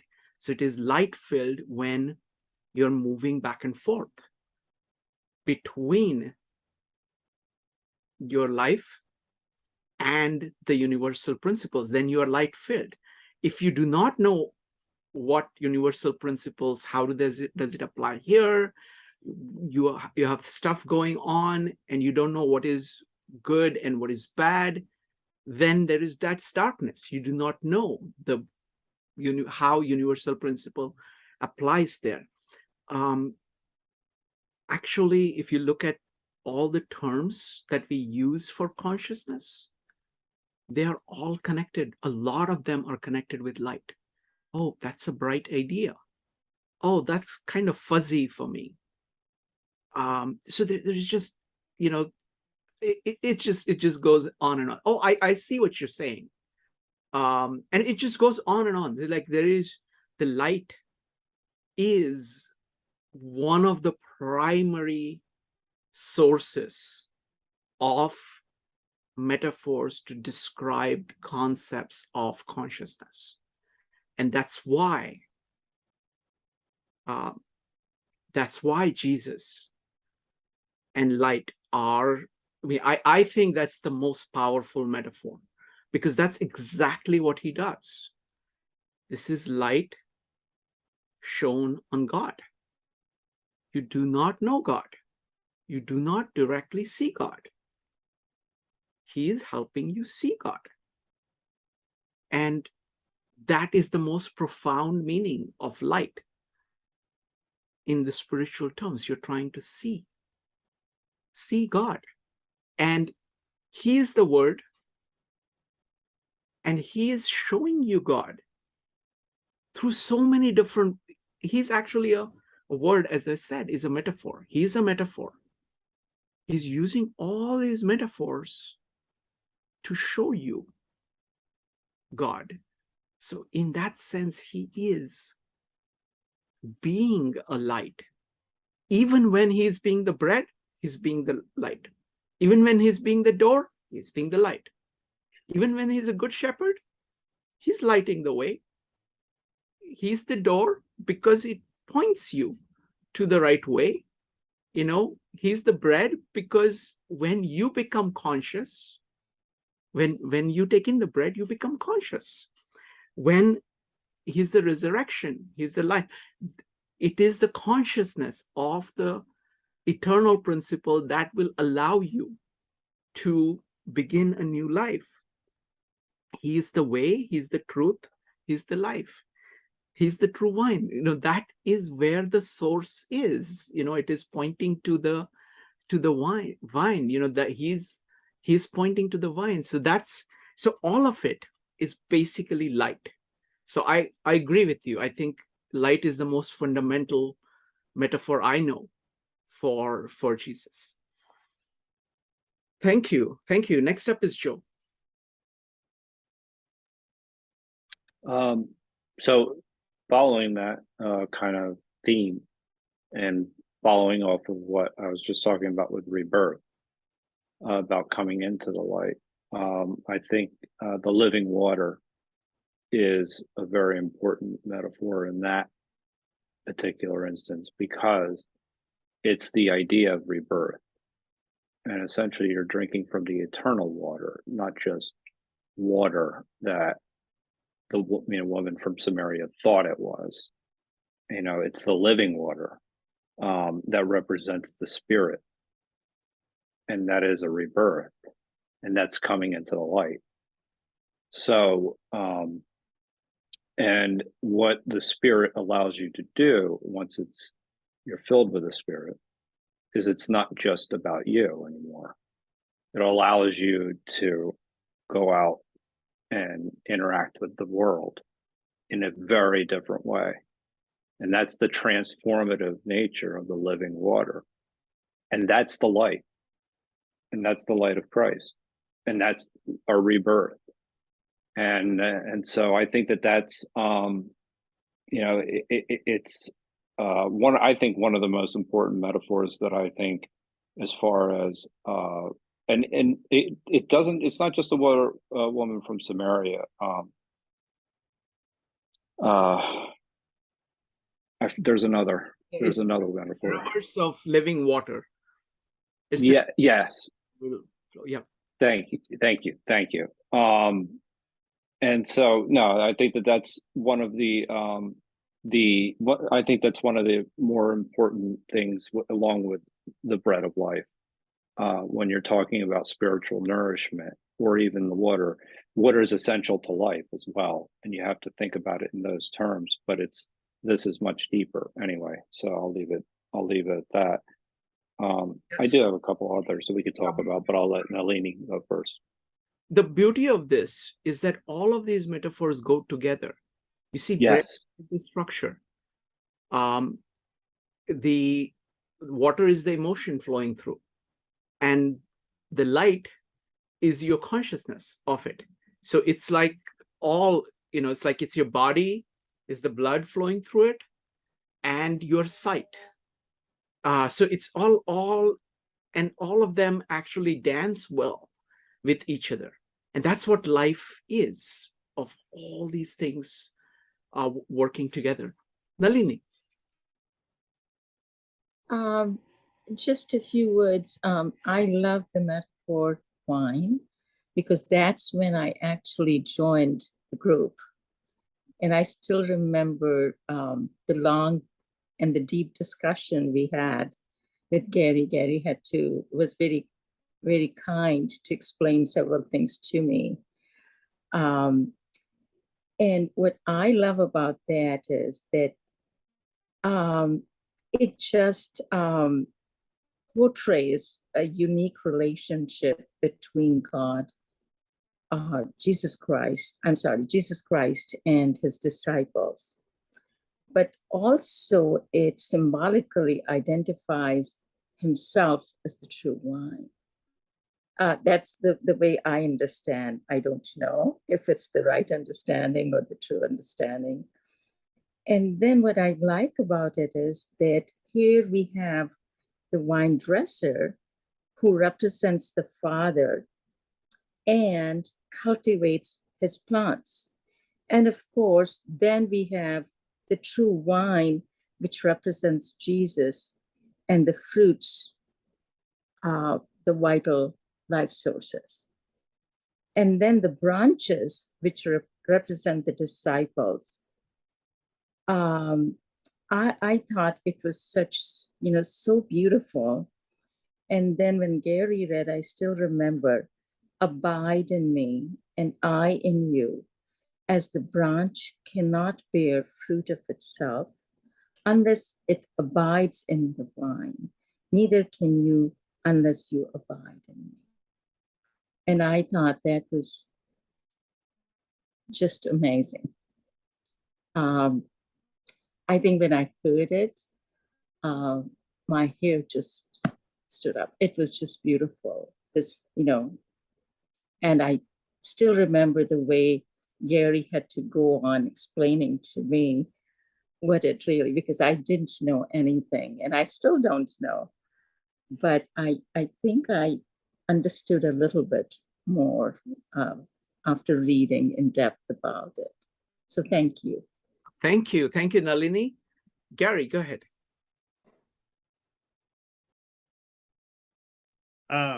Well, first I want to say thank you again to Nalini for that compliment, and I'm delighted that the analogy was so meaningful to you. And what's interesting is I had maybe my own little epiphany back to a metaphor of light while you were talking about it, because it relates to one of the first metaphors in chapter 2. The metaphor is of wine. And wine is the fruit of the vine. Mm-hmm. And so there might be something very intentional there when we have, Jesus isn't just a vine, the true vine, and we're grafted into it and we're bearing fruit, but the implications that the fruit tree that's so significant, or the true fruit vine that is so significant in the Gospel of John we're introduced to in chapter 2 is wine. Is the grapevine, Okay. and that fruit is that wine. What were we going to say, Nalini? No, I said thank you. I was going to say thank you for explaining that. Thank you. Thank you, Yeah. Nalini. I want to comment on one thing. I just wanted to point out how rich each of these metaphors are. Okay, I just kind of ran through all of them, but take the chapter 2, water turning into wine. Okay, now look at like the levels. I mean, you can just continue on and on and on and on about it. So this is contrasted to, water turning into blood in the Old Testament. This is water turning into wine. So it's something that is supporting life, something that is building life. Yeah. This is also in the context of a wedding. It's a context of a celebration. It is helping build a community. So it is it's like starting off building of community. That's the direction in which he's going. It is not about the struggle with the past, but it is about something new that can be built on earth. And this is just all, this is the background. So there is just so much over there. It's just incredible. All right. Next up is going to be Joe. May Two I quick just say things. one thing? I'm so sorry, Joe. Just No, one. go right one ahead. sec. Go, please. Please. Gary, I remember the image that you had of the tree, the branches, and the water running through. I don't know if you remember that or not. It was in one of your slides. And I still remember that image vividly because a tree of the fruit is there, and of course the vine, the branches, and the water, as you said, that is kind of central to the entire Gospel of John. Yes, so thank you so much. That's all I wanted to say. Sorry, Joe. No No problem. problem. Nalini, thank you. Next up is Joe. Just really quickly, when I was growing up, my mother would always use the wine, the parable of the wine, and she said, Jesus would never say no to his mother, and I would say, well, I'm not Jesus. So that would be my reply. But anyway, so that conversation was definitely one of those moments. But one of the things that I think was worth maybe adding on as a metaphor is Jesus as the tabernacle. I think and the only reason I bring that up is because I'm reading Exodus and I'm seeing the importance of the tabernacle at that particular moment in time, and seeing how the detail and everything that went into it, and just how much it meant and how important it was to have a place of worship, and the structures that actually were instituted, because priests were dressing a certain way, and then everything that was actually put into place because of the tabernacle. And here's Christ saying, I'll tear it down in 3 days and rebuild it. And he's the human tabernacle. And that is something I think to be absolutely one of the most powerful metaphors in that context, being the human tabernacle. But even if you go now to a church, a Catholic church, or any church, there's a tabernacle, and that's where you're focused on with your personal relationship with God. You're focused on that, and the details and the thoughts and that went into those things. That was a profound moment, because I believe after that he was having a conversation with Nicodemus, if I remember correctly. Am I getting the order right? I think he has a conversation with Nicodemus, and almost where he's talking about,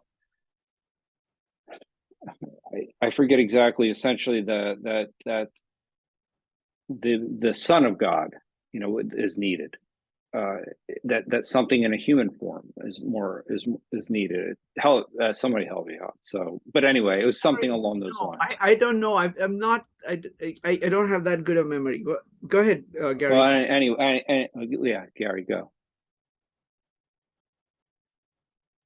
No, I don't have anything to add. I was just pointing out that what you said with the tabernacle imagery is that's the word used for dwelt in Shrikant's metaphors.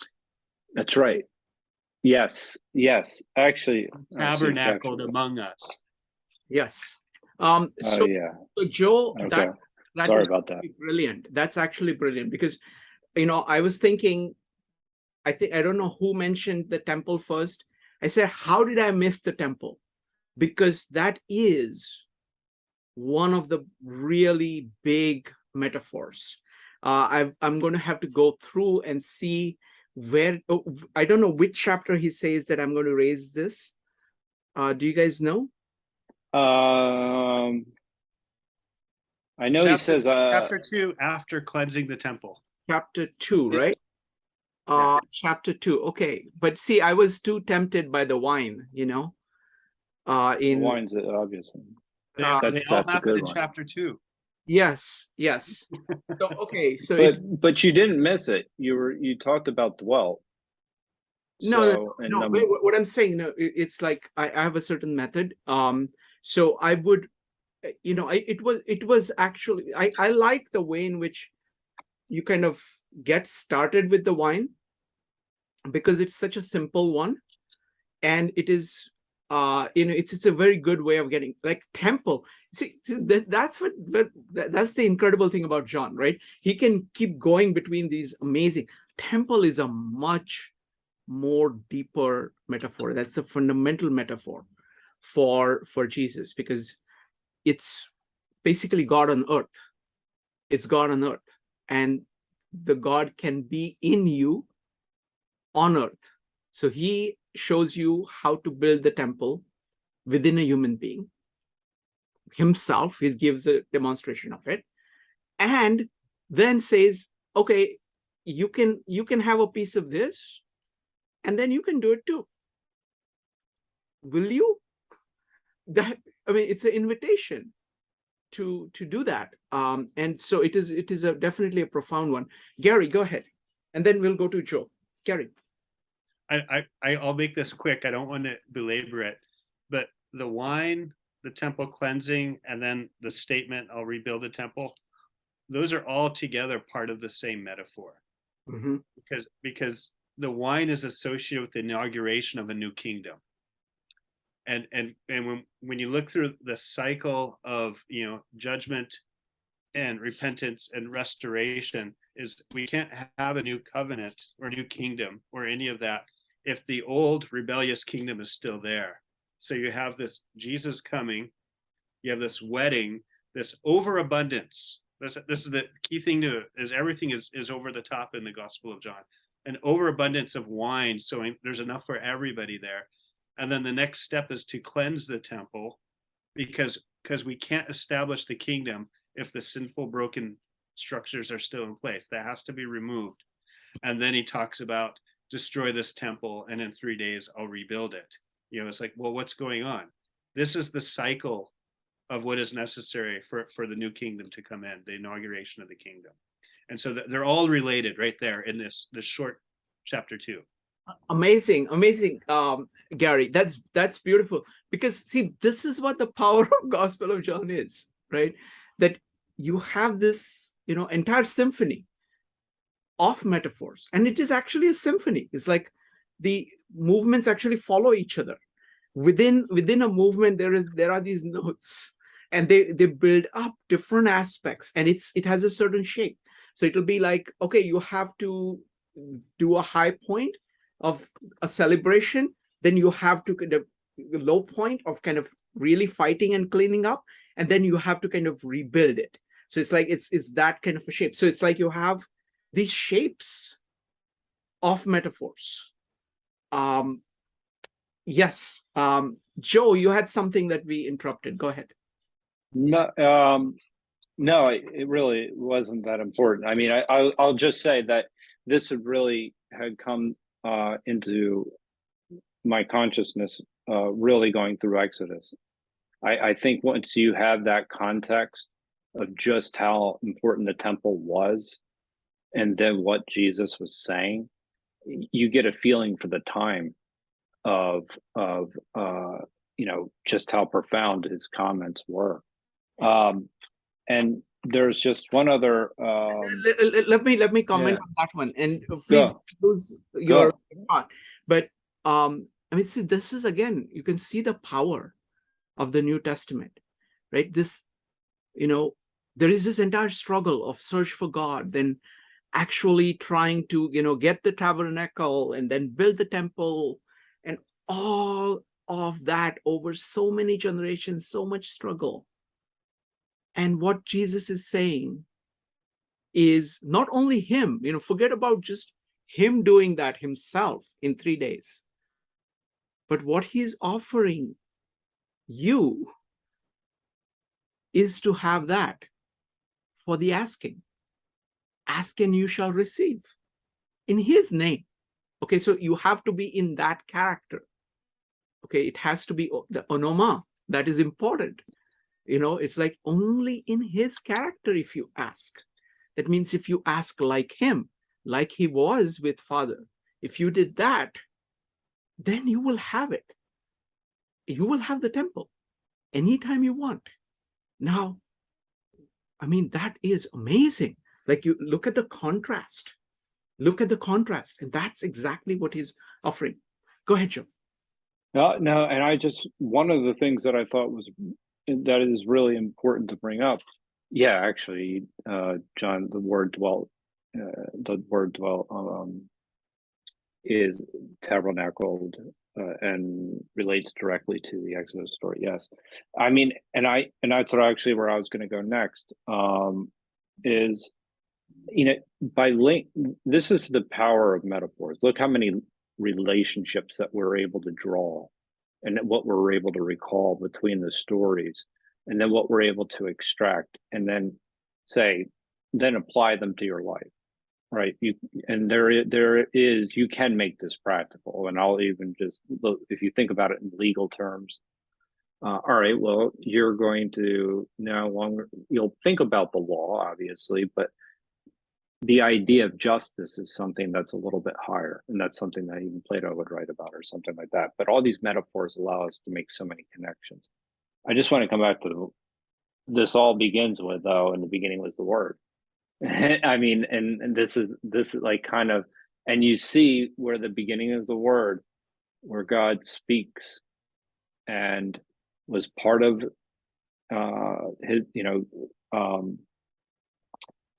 with God, is he's distinct from God, but was God, so he's divine.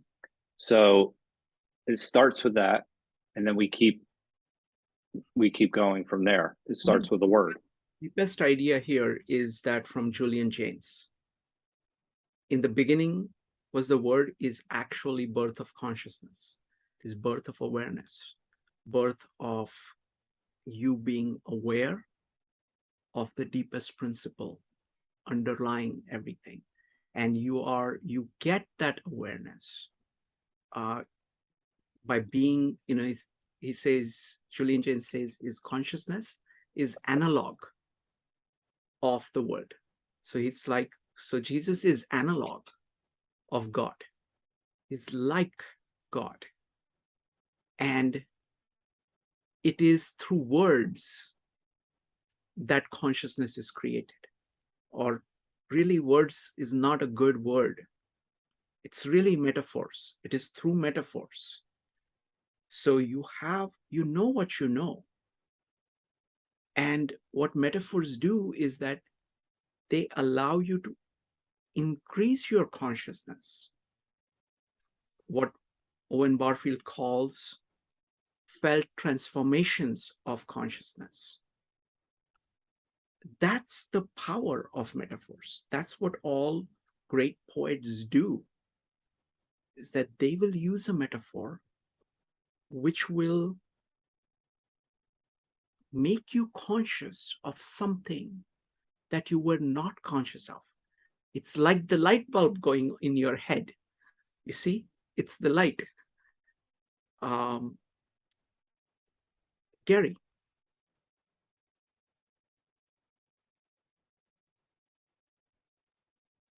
No, that was, I didn't. Oh, that was earlier. Okay. Yeah.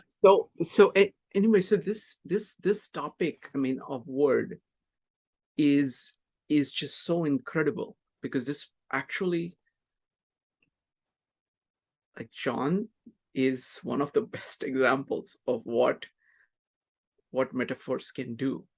So he has actually implemented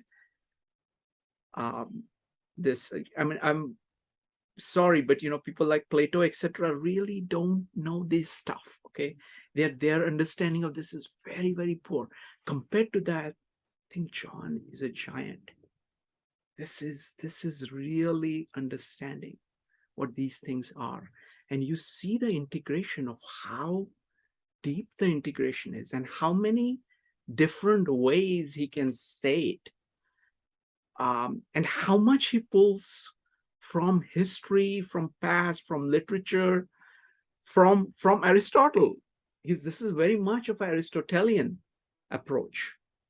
This is actually having a very good feel for what life is like, what the true vine is. You need to have an affinity for life, because then you can build off it. because consciousness kind of sits on the top of life in some way, because it sees patterns in life, abstracts them out, and say, this is how life is. This is the core eternal principles of life. So you can make your life better. So this is just, I'm always blown away by what this thing is. And folks, this has been quite a meetup. So thank you so much. I really love the fact that you know, I can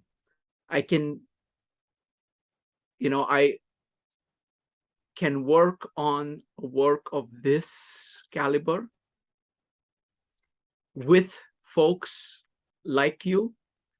The level of comments and how much each of you added to the conversation is quite incredible. And the way in which metaphors work, right? This is actually how metaphors work, because metaphors is all about relationship between one thing or the other. So let's say this is me, okay? Suppose this is me and this is you, right? It's very complicated. You know, each person is very complex. And what happens is that you can be facing something and you can notice something and you can say something about it. And then I can see that, or somebody else can see that, and it connects to different things in their mind. And that expands what each of us can be thinking about. So this community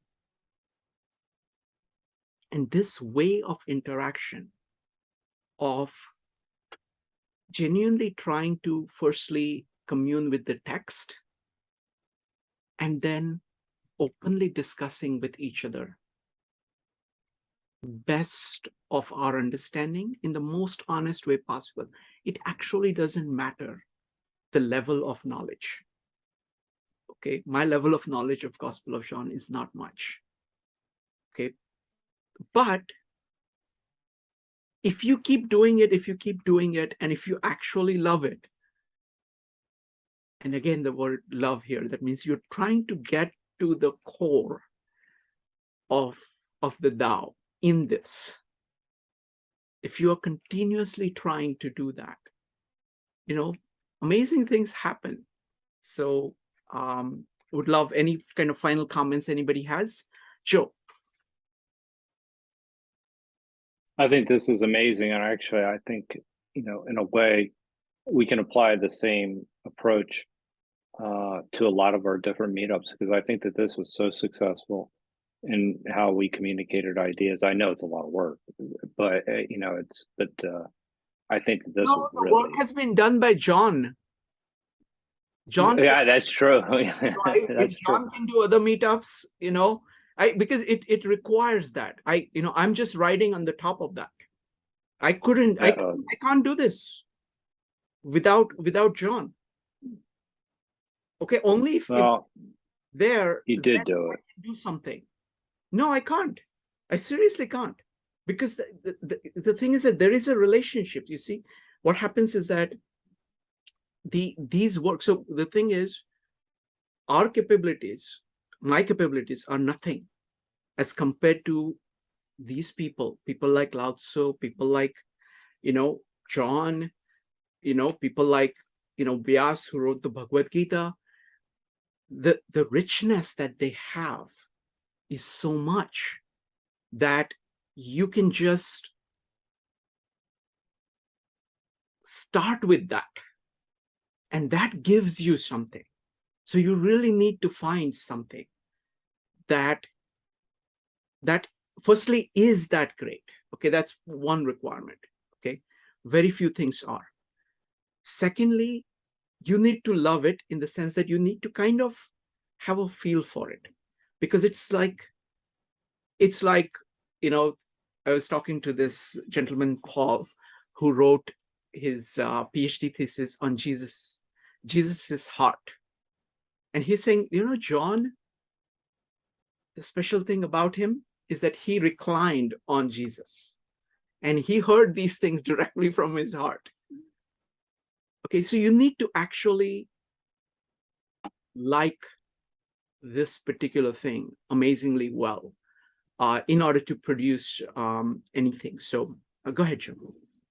No, I mean, I just think this is so phenomenal that we could, when we're going through the Tao or things like that, we can extract metaphors and do something similar. And because it's been so successful, and how many connections we've been able to make between all the gospels and how these things work together, I think this was a really wonderful way of learning. Thank you, Joe. Anybody else? Any final comments? Evanique, any final comment? No, but this was a spectacular meetup. Thank you, Gary. Thank you, Shrikant. And thank you everybody for your participation. I thought this was amazing. I'm not going to put the pressure on you to do the other ones, but if you want to. No, it doesn't work like that. If I want to do it, I will do it. And if I don't want to do it, I won't do it. Because it is like, what happens is that it is always a labor of love for me. Yeah. Unless like things come to that level. I think that this Gospel of John is at a level much higher than the Tao, for example. Tao does a very good job of showing you the Tao, but it doesn't show you the word. Word, the metaphor, it actually is very good at using it. Okay, Tao is, Lao Tzu is brilliant at using it. But he doesn't have a theory of it. And he's actually afraid that people are going to just take the metaphors and forget the thing that you are trying to refer to with metaphors. So you're going to be left with only names, and you're going to have these 10,000 names, and you will be dead. Okay, that's what he's afraid of. Now, the way in which New Testament deals with it is that it actually embraces the power of words, and especially John, and takes it to a completely new level. Gita and people like Naneshwar do it in their own way. Okay, and the new people that we are looking at, like Gibran, draws upon the Bible, the Sufi tradition, the Baha'i tradition, and has a true poetic soul, so he can do it. He can do it as well. So the best bet we have is, firstly, anybody who wants to do it is welcome to do it. I would love for people to be doing this. Okay. Second is that for me, it's like there is this tremendous competition between all of these. And right now, like John is at the top, because it's like no matter how much time I spend on it, I don't get it. There's just so much. And it's and that's the right feeling for a great work. It's like Leonardo in his paintings, he says, my paintings are a trap. You look at it, and as you move your eyes, so much happens in your consciousness that you get this feeling of mystery, feeling of, what is this? I just looked at it, now it is different. How can it is steady. That's the kind of feel of a great work of art. Same with music. And you need to actually yourself commune with it. You kind of have to have some kind of a style of operation that meshes well with that, because many times a different person, so for example, for other gospels, I like them, but their styles don't mesh with my style as well. So I'm not saying, I know that there are things that speak differently to different people, and you have to respect what speaks to you, and you have to respect that you have your own limits, that you will not be able to do everything. And you should focus more on things that are great, for which you have a little bit of fluency, little bit, you can kind of jam with it a little bit, and feel comfortable doing that. And that's how I feel about Gospel of John. I know that it is very, very, it's much, much, much, much higher than what I can conceive of, but it is something that I truly love. So I'm able to talk a little bit about it. So that's how I approach it. But thank you. All right. So Gary, do you want to say anything finally, or you're good? No. The only thing is what we started off with, that as a reminder that Thursday next week is Maundy Thursday. If anybody is excited to try to have a new experience, can you describe it to for the benefits of other people? Go ahead. So Easter is coming up, and the week before Easter is Holy Week, and Thursday is what in the Catholic tradition is called Maundy Thursday, and it Maundy means the mandate of the love command.